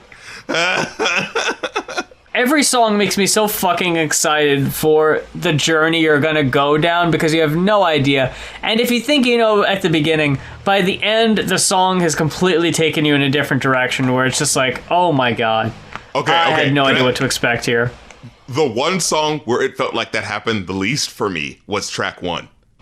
That one felt the most like, this feels like Björk is a big superstar and they gotta give her the big honking hit song. And so, look, I know you gotta do all that experimental shit, but we just need a verse hook, and a big scratching, crunchy thing underneath you that when you play the arenas, this is gonna sound really good and big. That's what this track sounded like, you know what I mean? Yeah. But and while I do enjoy it, and I remember really enjoying it initially when I at least thought I knew what it was about. When I first heard it, I thought it was either going to be oh, is this a someone pushing back against a mean ex-lover, and saying hey man, if you give me shit, you're gonna face an army of me. You know what I'm saying? And now it does feel like the lyric Army of Me does feel like a little, I'm trying to make a big lyric, but you know what I mean? Like, it's like look how big I'm going to be. It's going to be like an army of me, you know? But oddly enough, when I watch the music video, that feels more oddly appropriate to what it feels like is going on, where it's like, you know, like an army of two, like there's two of me and we're taking things on, you know what I mean? But now here's the thing. At first I was thinking, oh, wait, yeah, is this song about like getting back at a disrespectful lover and being like, yeah, you're going to take an army of me. This is what you're going to have to deal with, you know what I mean? Or, oh, is it about Big Brother watching you? You know, it's like, if you like talk back against the system, you're gonna take an army of me, you know, and it's her doing a sort of satirical look at 1984, you know, sort of thing. And then I looked up what it's about. You know what it's about, right? Her younger brother was having a bit of a crazy period at the time, so I wrote this for him. It's sort of a big sister telling the little brother off song. Oh, that's right. Yeah, because he's like a layabout. Yeah, and it's like telling him he has no right to complain about his life anymore when he's doing nothing to make it better. Like, that's kind of thing. And it was like, when she says that specific thing, like, you have no right to complain about your life when you're not doing anything to make it better. Like, that sentiment I can understand, right? Like, trying to get that through to them is like, you know, and you could be saying like, look, I'm your big sister, like, and I'm doing good, man, and I'm, you know, using my wits to like get ahead. You need to use yours to get ahead, you know, like that sort of thing. But that's not what comes through in the sentiment of the hook. You know, like, the sentiment of the hook is, and if you complain, you'll deal with an army of me. Like, that's not a get up, get out and do something. That's a, you better shut up or you're gonna be talking to, you know, old Peggy Sue, you know, the five-fingered in your face. You know what I mean? Like, this feels like Lucy. This feels like Stan's older brother Shelly about to give him a knuckle sandwich. Not like someone who's actually... Gear. Yeah, like, so that's what kind of soured me on it. I'm like, oh, that's what this song is about. So, like, the brashness in her voice feels so much meaner now. Like, it's just like, why are you being like that? Like, and I understand giving tough love, but the hook doesn't sound like tough love. It sounds like, I'm tired of your shit and get the fuck out. And, like, it feels like what she's feeling is, I've, you know, had to deal with you 11 million times and I'm sick of it and, you know, this is the last straw. And what it feels like, you know, if you ask the brother, would be like, dude, I'm just doing bad now, like, for the first time and, like, out of college. And I just kind of needed a place to stay for a couple of months. You know what I mean? It feels like she might be being a little too hard, like, you know... Like, because she's going so hard, it makes me want to have sympathy, you know?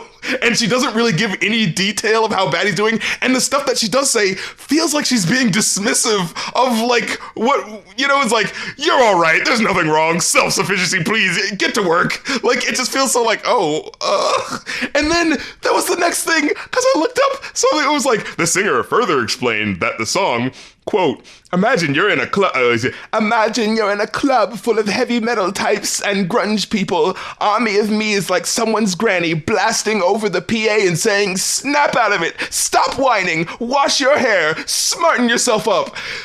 You get what I'm saying? So it's like the more I'm listening to this, the more I'm like, oh, what the fuck? Like, this, like, I thought this was supposed to play in those clubs of like the, yeah, grungy, like, yeah, we're gonna take on the man, an army of me, we're all together. But actually it's, now, kids, clean up, don't have your hair be so ratty. And I'm like, are you serious? Like, it became a thing where I was like, I have to stop listening to Björk talk about her songs because they're ruining the experience. Like, it was like the more I kept hearing, the more it was like, you're making it worse. I ended up thinking I knew what songs are about. And then I would look it up, and they would never be as cool as I thought they were. Yeah, it's like, are we giving this person too much credit? Are they just weird? And we're like trying to look through the glass, and the glass is really looking back at us, you know, like... So I was just like, well, okay, I'm wrong again. That sucks. I'm just going to stop rating these because, yeah, I was in the same boat as you of just like, I really liked the picture I painted in my head. Because, yeah, like Army of Me with little unassuming Björk feeling super threatening with this. Right. It's like, it really does just like the epic, hard as fuck instrumental. And it's just like, holy shit, this is a tone setter for an album of just like, this is not debut again. This is a totally different album. I'm on a different kick here. So it's like, oh shit, Things okay, are bigger. cool. Yeah. But then, okay. What? I did not read what Hyper Ballad was about, but I don't remember. Oh, I actually, that one wasn't that bad. Finding out what that one was about, it wasn't too bad. It was kind of like okay, good. I did though. However, I think her songs are funnier than she probably meant them to be. I'm just gonna read this off. We live on a mountain right at the top. The beautiful view from the top of the mountain. Every morning I walk towards the edge and throw little things off, like car parts, bottles, and cutlery, or whatever I find lying around. That's dangerous as shit. You're throwing knives off a mountain and car parts. What kind of car parts? Are we talking like windshield wipers or fucking engines? Like, what's happening here? And how do you have these things? How did they end up on the top of a mountain? That she's like, oh, I do this every day and it makes me feel more safe. It's like, okay, I don't know how those are connected. The only thing I could think of is like maybe like the intrusive thoughts of like, oh, you think of like, oh, it would be crazy scary if I fell down, or maybe like she has dreams about like dying or something like that, or she fell, and then when she wakes up, she's like having that moment of like, oh, and now I appreciate life so much more because I'm not dealing with that. Like that was the only thing I could think of. It's just like, not allowing freak out dreams like that to scare you, and instead allowing it to allow you to appreciate life. That's what I was thinking when I heard it. And there was that one line that when you're not really thinking about it too deeply, kind of comes out of nowhere. I imagine what my body would sound like slamming against those rocks. Like, oh shit, like, what? Huh? So it feels very, ideation-y, and but at the same time, like, it feels like it's like sitting on this line between that and also just kind of like the appreciation, like, or maybe like I'm going to those dark places, but then I'm pulling back through thinking like this, like maybe it's that sort of deal. But it just like the musicality behind it just does such a good fucking job. I think we need to speak to that. Like the way she flips the techno, like what a techno joint can be. Like it's so beautiful in this track. Like it starts off very like light, electronic instrumentation, and then just sort of like slightly builds in a way that feels like, oh yeah, this is kind of like the drop of average techno song. And then it takes it beyond that when you feel the violins really soar underneath the beat. And then the way it comes in at the end, like it really feels like we're fucking landing, where the way it like slows down. It is a fucking incredible track. I think like the highlight of one of the highlights on the album, goddammit. Oh yeah, for sure. I mean, especially it gets fucking jumping, and the strings that join in and, like you said, end up ending the song are fucking incredible. Yeah. But yeah, but thinking about the lyrics, it just kind of feels so weird in the moment when you're just like listening and being like, wait, why is she throwing stuff at? I don't get. Is it like is she the Lady Macbeth? I'm bored. Like that's what I'm saying. Like, oh my life. I'm doing little things just to see stuff. Just to see some sort of difference and variation happen. Oh, little car parts. See how they flip. Like that sort of thing. But I still was able to enjoy it. Especially just, oh my goodness, I'm just remembering like how that chord progression went. Oh man, it's so fucking good. Then the modern things. This is that good old Björk where it's like she clearly started her career when she was a kid, right? You know how they say like when you get famous is like the year you kind of stop maturing, and I get that feel from her where it's like you're mad creative. Like this is what I wrote at one point. Like, this is Amelie vibes all fucking day with this chick. Like, this so feels like the girl. You're like, oh man, this is a cool girl, and we're dating. I feel like it could work out because she's so fun and creative. And I don't know. She feels a little too weird. I don't know. I think this manic pixie dream girl fantasy is biting me in the ass. So she wants to go to cemeteries at night. I don't know. Why am I doing this? Why am I going along with this? This is too quirky. I think this is just how the song opens. All the modern things, like cars and such, have always existed. They've just been there, waiting in a mountain for the right moment, listening to the irritating noises of dinosaurs and people.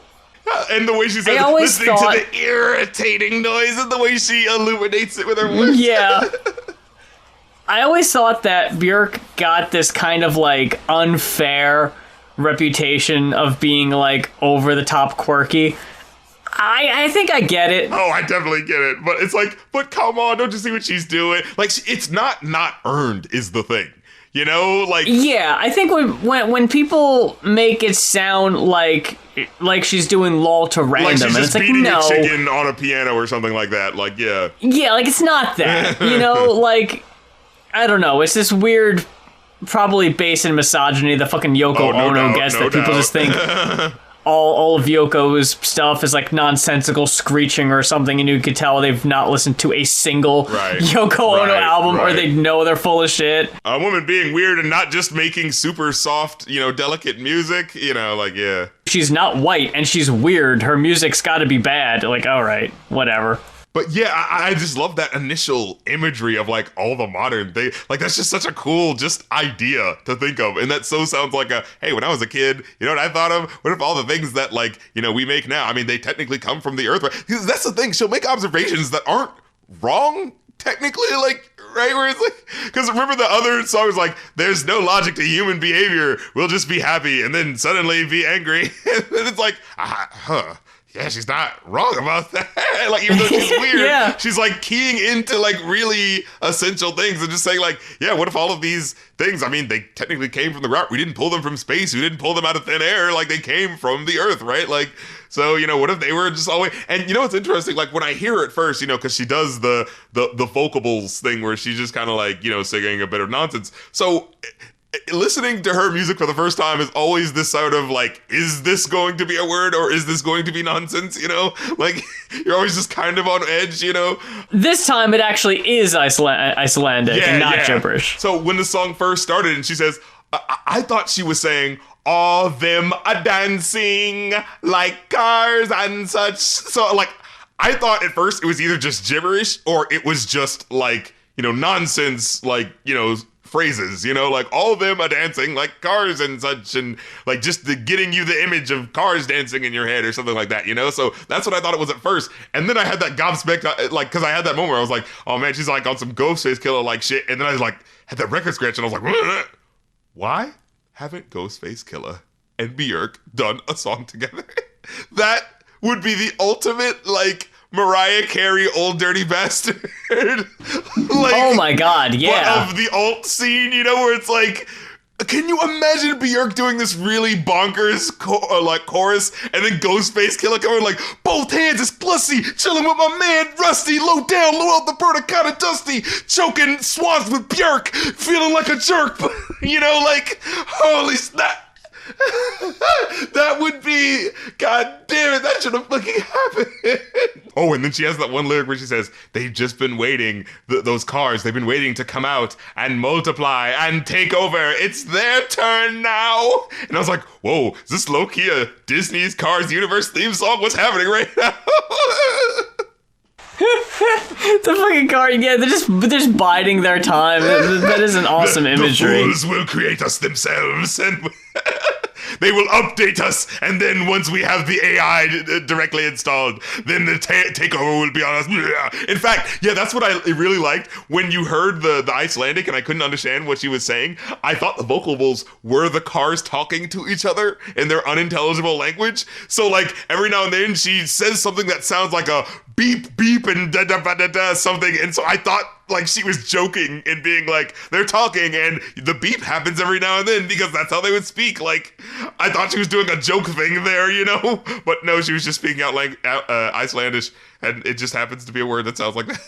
Yeah, I took note of the Icelandic lyrics, and they don't really make sense in the context of what we were talking about with no one pays attention to us, the sun sets, no one knows how to pull out the best of me, and then it's sunny when he delivers a vital breath, he bites me. Yes, he approaches me, he follows after, he waits, he flies by me, like, what are we talking about now? I think the first part I can understand, but why is he biting? What is that supposed to mean? Like, yeah, I wasn't sure about that either, but, you know, like the Coheed album, I definitely fell back on this sounds incredible. Right. Like, it's hard to be critical of like not understanding what's going on when she's fucking killing it with the vocals over a really dope drum beat. Like, Right. there's nothing you can't complain. Yeah. If you complain, you're gonna face an army of little Astro Boy hers. Apparently. just know exactly. I love how she uses the CGI like for her like single art and stuff like that, because honestly, Oh, yeah. it actually ages well in the detail that she puts into it, because it's like, it's so one of those things where like I can tell that probably looks so freaky at the time, and because like it doesn't look gimmicky, it actually ages well in terms of like, it actually feels like it's part of the aesthetic of what it looks like, instead of like a lot of stuff at the time, like the fucking Creed album with the clay man that looks fucking pathetic. God, the more time human passes. clay. Yeah, right. Like it's that type Yeah, of shit that where looks it's like, terrible. Oh man, but this stuff honestly looks it makes it look even more dynamic and weird and of the time. Like this looks like someone from now doing the vaporwave thing and going like, except she was actually keyed in on it, the aesthetic beforehand, and gets to claim it. You know what I mean? Like, but yeah, just to end it, I thought the way she samples herself vocalizing and the way that happens on this album, honestly, I wanted it more. I wanted it so much more, because it reminded me of like, I remember having the feeling like, oh yeah, I remember when I was a kid and like doing sampling of stuff and doing like, oh yeah, you could sample anything really. You could take anything that has like this weird dynamic sound and repeat it, and you can find where the rhythm in it is and then repeat it, and then you can build something around it. You can do that with really anything, honestly. And so like hearing her doing that in real time with like, yeah, taking just her vocalizing and then flipping it in a way, it's just like oh fuck, you creative son of a bitch. Like, you fucker. Hey, you're so good, you know you deserve it. And then we get fucking jazz big band banger. Like, what God. in the fuck? And it's so insane because, like, yeah, I wrote down, oh my God, girl, get your Ame Leon. Okay, I see you.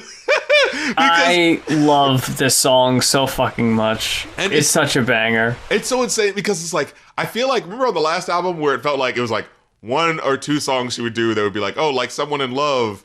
And it's like, it feels like there's no acoustic, it's all acoustic stuff. And it feels like with this album, they were like, you know, I really want to marry the two together. And someone was like, no, you can't put the two together. It's going to be too weird.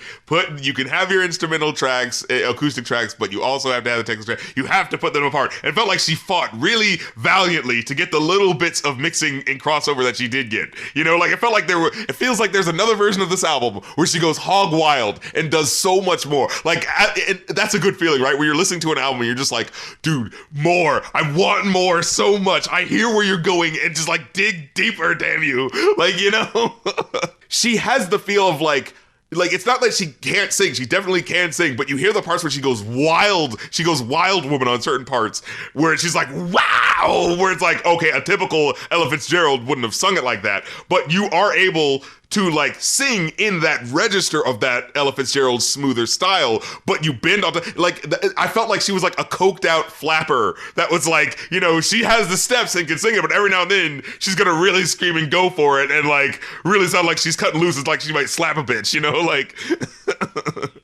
yeah. So it's like, it's such an interesting dynamic. Like, and as I was listening to it, it's like, you know, with how much, you know, they had, you know, what's her name, Alex Borstein making fun of Björk, you know what I'm saying? I was on Family Guy on Matt TV. Like, as I heard this track, and you know, using the musical brassy sort of thing that Seth MacFarlane usually does. Like, as I was listening to this track, like as much as I loved it, I was still like feeling like it sounds like a flashback in a Family Guy gag. Like, you think that's weird? You must not remember the time P. Diddy produced the crossover track with Bjork and Cab Calloway, and then this song comes. You know, and she's like, there's another big riot. This was I think this was the second Björk music video I ever saw. There's a music video for this one? Oh my God. Yeah, it has a dancing mailbox in it. Oh yeah, it just becomes a big over-the-top dance performance. It's so much fun. Oh my God, Bjork. You are killing me, Bjork. You are too much. You are Scooby-Doo's original name, Bjork. Scooby-Doo's original name apparently was supposed to be Too Much. And every time he did something my God, that what? was silly, they would be, you're too much, too much. Yeah, that's how bad that show was going to be written. Oh, man. That's almost as bad as before Stone Cold Steve Austin landed on, and that's the bottom line because Stone Cold said so. He'd be cutting a promo, and the person interviewing him would say, man, that's cold. And Austin would go, that's stone cold. And luckily he never ended up actually doing that on TV, or else it would never leave him alone and people would never forget it. But that was their first draft. Enjoy was a, like, first of all, I don't like how present that synth is for so much of this verse. Like how it just goes in the it's just so up there where I'm just like, dude, can you back up? Like, you know. And then I was kind of having that moment where it's like, oh, this is her sex song? Is this her sex song? And it's that's what I thought. And like, it's so not sexy. And it's like, and what's funny about it is that like, the way she is, like, it sounds like VR sex, you know, where she's like, this is sex without touching. I'm going to explore. I'm only in this to enjoy. And like the way she sings it, it's like a primal release, but it doesn't sound like a happy, positive, joyful. It sounds like a dark, psychologically twisted primal release, like a, yeah, I'm finally getting this off. But like, it's like she's not really like fully grappled and come to grips with it yet to really like illustrate it in the right way. So it feels like a very like oddly asexual, you know, feel to it. You know what I mean? Like, it feels like she's very just like, this is a sensation that I am enjoying, you know? Felt sexual, but like usual, I missed the mark. The interviewer talking to Björk. Lyrically, Enjoy feels central to Post's storylines, a need for the tactile exploration, etc. Do you remember what or who inspired the song? Björk responds, I guess it went with the mood of the album, to be greedy, to be eager, to consume a city, to merge, promiscuous musically, and city-ally. I don't know what that means. Yeah, honestly, that might be one of her most lucid quotes. Like, I think I get what she's saying. Like, I want to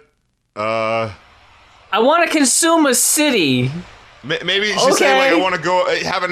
This is her translated backwards and filtered 3 times way of saying, I want to, like, enjoy the nightlife and go into the city, you know, like... There's a couple songs on the Lady Gaga album we reviewed. I remember Marry the Night was one. And I think there was another one where they were basically just like love songs to the city. And it's like, okay, I get that. I didn't get that with Enjoy though. Like, I didn't pick up on that. It sounded like Björk writing a fucking sex jam, but no. Not on this album. Now, I will say I did like the sax that kind of winds around in the background at the end. It kind of sounds like the aftermath of like writhing in pleasure, you know what I mean? Like, yeah. So I did kind of like that at the end.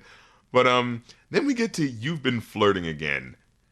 And this was another one where I love the instrumentation, right? I love the musical flip with the sweet violins that goes throughout and ends on a deceptive minor key at the end. I thought that was really cool. And then in the lyrics, it's like, okay, so I'm looking at the lyrics and they're like, it's very straightforwardly said, you know, she's like, you were right, you were correct, what you were thinking is right. Like, it's that sort of like, why are you saying that sort of thing? And why are you saying this? Yeah, like why are you saying it, right? What's wrong, you know?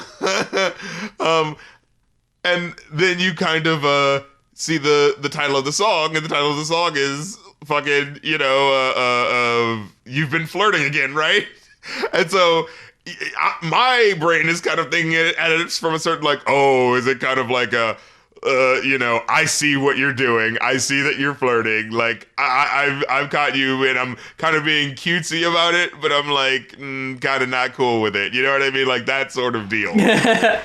Yeah. Yeah, that's what I was thinking as I go into it. So I'm like, oh, and it's kind of like how a title can affect the song, because you first hear the lyrics and it's like, this feels so weirdly straightforward. You look at the title, oh, I see how it's kind of being ironic. Oh, okay, It's actually about her, like, positively flirting. It's about her, like, saying, like, you are correct in flirting with me. I am feeling this way. You are right. Continue to flirt. It is okay. It's like she's just describing it weirdly sincerely without any irony when she's doing this. Yeah. So this is the point where I was like, I gotta stop looking at the meaning of these songs. You're taking me on a roller coaster of emotions. You're playing with my emotions.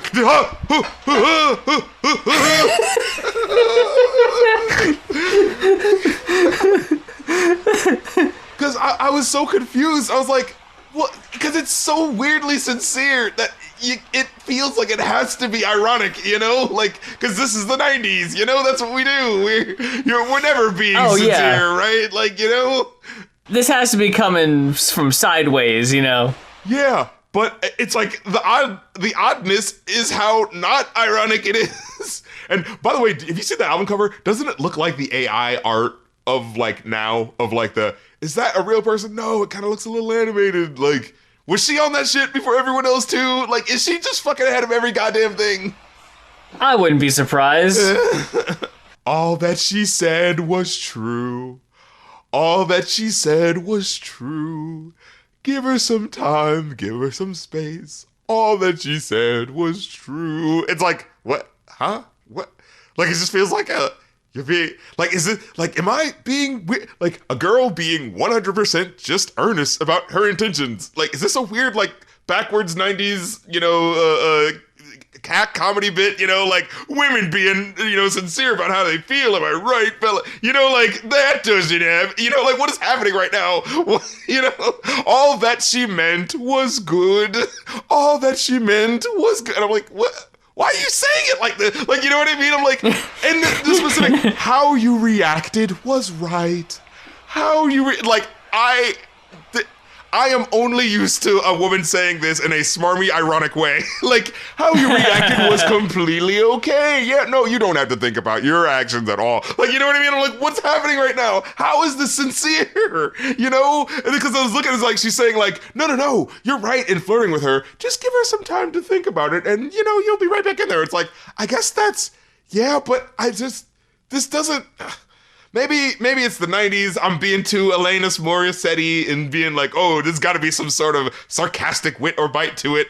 But maybe she is just a really awkward girl who's trying to figure out how to interact with. She's on her Amelie bag. She talks to her ceramic alligator nightlight. You know what I'm saying? And she's like, how do I talk to this boy? It's like, well, you flirt with people. You see, it's when you say things that you don't really mean, but you're saying it in a jokey manner. It's like she's like, but I love how it started with the 70s prog rock album French Horn, which sounds weirdly specific, but you know what I mean when you hear it. Yeah. And then it switches completely to this jungle mix. Like that could have been a completely different song. Like, I could have shown you how cool that other song was. Well, fuck that. This song was better. It's like, goddamn, like, yeah. Björk is just bursting with creativity at the seams, this woman. Then, yeah, you get this blast of violin that just springs forth. Holy fucking shit. And this fucking sideways female self-love anthem that, like, because she thinks really sideways, like, it doesn't have direct enough lyrics to sound like a female self-love anthem, but it kind of feels like, you know what I mean? Like, and there's little lyrics about here of like, that feel like they're about seeking love, that feel like they're kind of callbacks to what happened previously. So, like, that's what I was kind of getting, that sort of feel of like, oh, so is that sort of like I do love myself, but I also do want love from someone else. So it's like, actually, as weird as we may say that, Björk is, as I'm listening to her, she actually sounds very emotionally healthy. Like, I'm not trying to, get love from someone else. I actually do love myself and am fine with myself. And I do want companionship from someone else. You know what I mean? Like, I would like that, but I'm not seeking that in order to make up for, not loving myself. That is very clear. Like, damn, this chick is very mentally healthy. Like, in that one quote I read, I guess a certain storyline that you're supposed to pick up on. I don't really know. if I was picking up on a storyline or any sort of like... With the album we just listened to, it was all about storyline and we just didn't care. Like with this, emotionally, it has so many things that like end up calling back to each other that your brain wants to care. You want to be like, oh, what is this emotional journey you're going on? Oh, it feels like you're kind of calling back to something. And your brain wants to connect those things. That's what good art does for you, right? It makes you want to be invested, to have empathy for this character and see how you relate to them, you know? So that's what I mean by like, yeah, like just because she doesn't have a direct story doesn't mean she's not pulling us on an emotional journey that I think is just as much, if not more so important sometimes than having a story that completely 100% makes sense, right? Like there's a movie called Primer that is all about time travel and it completely 100% makes sense. If you break it down, the way they do time travel and all that stuff is completely 100% coherent, but it's boring as shit, so I don't want to watch it, you know? Like, so then we get to probably maybe... This is the one, Rare, where she says, as much as I definitely enjoy solitude, I wouldn't mind, perhaps, spending little time with you.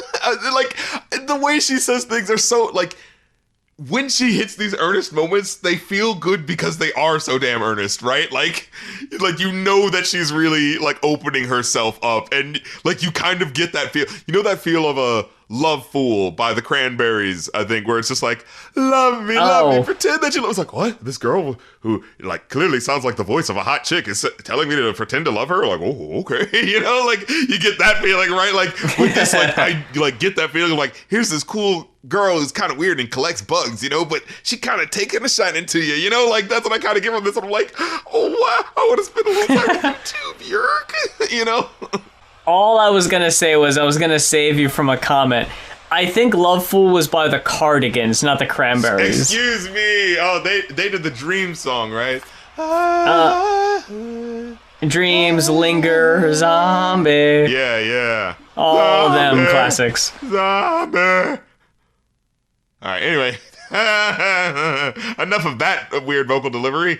Back to this. I also took note of another part of Possibly Maybe, by the way.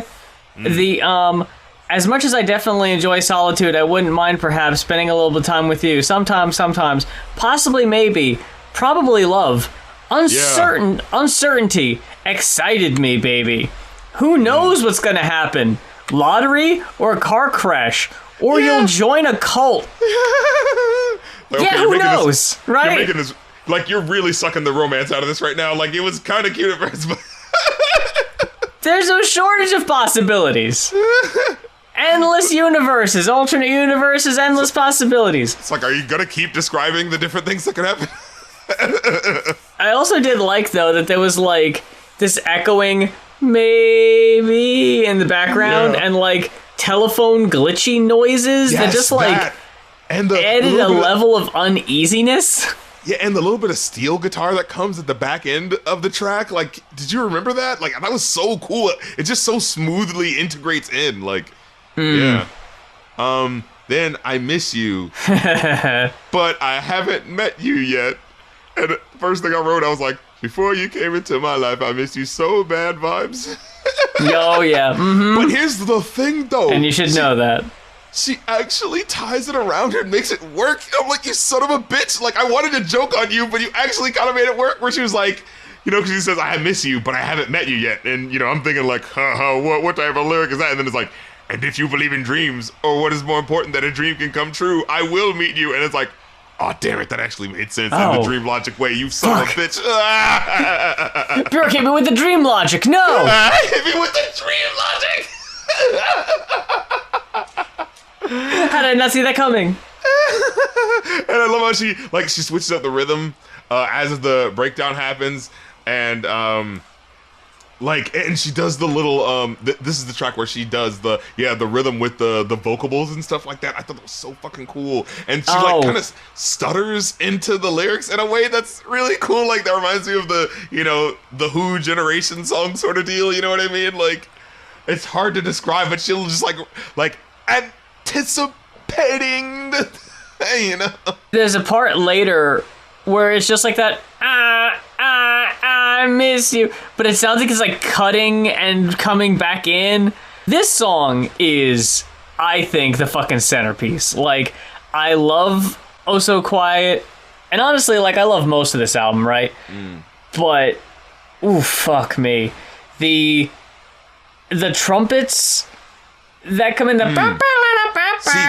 that, and the fucking bongos that come in. Oh, you know me, bongos. Yeah, I'm a sucker for a bongo. It's a bongo. This is like, yeah. This instrumental is one of the best like ever. It's so sure. much going on. It's so much fun. Now, the only thing I would say is that like I feel like it's the one song where her vocals feel a little overpowering compared to what else is happening. With the I remember having a moment where like the trumpets are so sharp when her voice is coming in with the trumpets like right around the same time. Like I remember having that feeling of like ooh, it's like someone needs to turn something down here. You know? Okay. Like I remember that feeling a little like it was just like spiking, where it was just like But like this is the type of track where like I got that feeling of like, oh, you would hear this track and be like, listen to how weird she is and listen to how abrasive she is. But like if you gave it an extra second, you'd be like, actually, this is a relatively conventional sounding, fun little brassy track. But because there's so much happening, it feels very jostly and like it adds that bit of unconventionalness to it. You know what I mean? Through the the pure power of what's happening. Then we get fucking Cover Me. This fucking getting in her song cycle neo-romantic music bag shit. Like I live for this shit. Like and like where she's like singing and it's a 2-minute song. It's really short, but you hear in the background what sound like these little digital crickets. Like it sounds like she's in a digital lake in the song, and she's like she's looking at you with the hat on right before she goes in. She reminds me of Noodle. That's what it is. She reminds me of Noodle from Gorillaz. And she's like, she's looking at you right before she goes in. I'm going in. She's fucking adventure is out there, and before she turns around and jumps into the musical wilderness. And the way her vocal line goes up is so beautiful. I'm going to prove the impossible really exists. Like, it's just such a cool fucking Don Quixote moment, Dream the impossible dream. I had to quote too because I had no idea what this was about. But it was at that point where it was just like, oh, dangerous. I was like, whoa, what the fuck is this about? A quote from the Genius. One of Post's quieter moments, Cover Me, was written from Bjork to Nelly Hooper, who had produced her album debut. When me and Nelly decided to work together again on Post, I wrote this for him. I guess I was trying to make fun of myself, how dangerous I manage sometimes to make album making, and trying to lure him into it. But it is also an admiration thing from me to him. I wouldn't have trusted anyone else. So it's like, That's you great. really did take a fucking risk working with me, because I'm a dangerous adventure in myself. Like, holy shit. Man. And you can hear it, like you can fucking feel it. You know how those rap tracks are always saying, man, we're the innovators and we're doing so much innovating, but all we're doing is making songs about how we're the innovators, but then you hear someone who actually does do innovative shit while like making brags about how they're innovative, where it's like, you've actually earned that brag rap, Like, yeah, that's what this feels like. We're like, I'm an innovative motherfucker, and I know I am. Ain't I a little rascal? Like, oh my god, Björk, you son of a bitch. You're a dangerous woman, but I love you. Then headphones. Man, and can I tell you, like, she earned so much goodwill up to this point to where it's like, oh man, you know what a Björk album is going to be. It's going to be really weird and things going to be really loose and unconventional and when you don't know where it's going to go. But by the time we get to this track, like, everything sounds so fucking good that when I feel the looseness, when I can feel myself jumping into like, oh, we're going into the deep end and we're just going to be waiting here for a while. I have that feeling of just like, take it away, babe. I know you got it. You got it. You got it up to this point. You got it. I know you got it. Like, so I'm just like sitting here and listening and just like, where the fuck are you taking me, Björk? With the like, where she gets to that one part where she's like, sounds go through the muscles, those abstract wordless movements, move. With like repeating the things that she's saying. And then like there's parts later on where she'll like do a certain vocable and then it'll like play it backwards and then replay it backwards. But then like it won't do it completely like digitally, like, because there'll be some parts where it does sound she's actually starting the singing and singing it backwards. So it's like it's a cross between it sounding like her organically doing it and it being reversed. So there's like this weird little thing that's rubbing and playing with your brain, like at certain parts of it. You know what I mean? And then just a little part, like, yeah, it sounds like we're in the middle of her like meditating or something like that. Yeah, it's that little yeah, dancing in the background. Whereas like you hear her saying like, I like this resonance. It elevates me. I don't recognize myself. This is very interesting. It's like she's like observing herself and observing how she's feeling. It's like, I like that I'm feeling this way. This is like, it's so like third eye looking through, you know what I mean? Like either that or totally about how she's stroking off while she's asleep. Yeah, who knows? Like at the end, she does those little and it sounds like a little sexual after a while. Or maybe not. It could be anything. Whatever the abstraction wants it to be. And special remix guest verse from Ghostface Killer. Go. How do you want to put it? Like the victory lap. Like you said, I've done so much cool shit. This whole album, I get to do whatever the fuck I want to do right now, and it can be as weird as I want it to be. And you're just sitting there like, what the fuck are you gonna say? Yeah, it's like, you know she's right. They're like... We're at the end of the album, too. What the fuck are you gonna lose? Stick around. You've already hung around for 40 minutes. You can stick around for a few more. Where are you going? Yeah, where are you going in such a hurry? Where's the fire? I gotta give this that big old 5, buddy. 5!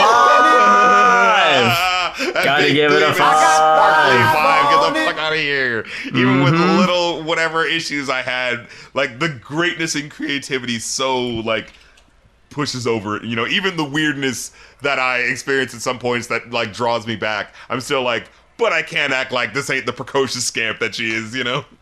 Oh yeah, absolutely. Like, it's all well deserved. No one was doing it like Björk. And no one probably is ever again. Yeah, like a lot of people are doing the experimental kind of hyper poppy stuff that I guess you could say is like this generation's. Yeah, but it's still not the same, you know? Yeah, not the it's time, its own thing. Yeah, exactly. And also it's just like so quickly has Björk gone into my David Bowie like canon of like, oh, I'm fucking rubbing my hands to hear what happens next, you know? Like I went on a journey for, like with David Bowie is, I don't know much about him, but I know that there's something cool. And then finding out, oh, it's even cooler than I thought. With Bjork, it's like, I don't know much, but I don't know where it's gonna go. And then going and be like, oh shit, here we go, this is awesome. Like, but if there is an album you would like to hear us talk about on a future episode, y'all need to head on over to our Ko-fi, ko-fi.com/goinoff, GOINOFF. And you can add your name to the illustrious list, and we will review your good, bad, and or ugly album on a future episode of the show. We got all the links in the description. We got our Twitters, our Patrons, our Ko-fis, our YouTubes, the fan house, the TikTok, everything else. What do y'all got going on over there, your RC? boys holding down that patreon.com/rapcritic. We just recently did a private video game stream with the Jackbox freestyle game, so that was really fun. So nice. Join that Patreon. You'll get to we have video game nights like that where we hang out and play that game. You know, it's real cool. And I'm actually going to be uploading some clips so people can see some of the best freestyles because they were pretty funny as fuck. Definitely get with that. Patreon.com/rapcritic to get episodes early, as well as Ko-fi.com/rapcritic for anything that isn't going off. Get your music streams so you can request songs or best ofs or albums, or your movie requests where you can request movies. And I'm also starting a new thing, priority queuing, where if you want to get your music ahead, because stuff's kind of backed up with especially like rap critic reviews and stuff like that. So I'm like, oh, okay, I understand people are kind of like, hey, 1 or 2 people have been like going like, hey, when can I get my review? And I'm like, okay, I want to respond to that and be like, you know what, I will put it in if you wanted to, slide some dough your boys' way, you know what I'm saying? You know what I'm saying? So it's like, so, all right, you get your priority, but, you help your boy out a little bit. Yeah, now. So if I remember to put that on the Ko-fi, I will do that. But yeah, because it's like in fact, someone just requested, actually, that was the reason why I did it for Guardians of the Galaxy. They were like, hey, could you do the first 2 Guardians of the Galaxy movie and the third one? And I was like, oh, well, I mean, I guess we were going to do the Weird Al movie next, but they're like, okay, but I'll pay you to do the priority thing. And I was like, all right, then, you know what? You know what? You're very convincing. I mean, hey, it's a need, people want to be up front. Then it's like, hey, look, I'm willing to accommodate first class reviewing, Mm-hmm. So, yeah, get with that Act Like You Want It. Like I said, you can get the stream reviews, movie reviews, or the priority review, and get with Act Like You Want It. And I think I might also be doing a thing where I do combination reviews where I'm doing like movie and stream requests for certain fees. So yeah, look that up. I should have that up there if I remember, because I'm doing one-man operating system over here. But right. But yeah, get with Act Like You Want It. Well, we will be back in 2 weeks with another episode of Going Off. Until then, I want to give a big, big thanks to everyone who spent your time listening to our show. It means a lot to us, and your support means a lot to us also. Just, nudging, giving a knowing glance over to the Ko-fi and the Patreons and the Fan House, and any other way you can show some monetary support. And if, for old time's sake, if this is your first time listening to the show, all of our old episodes, or at least most of them, are on Spotify.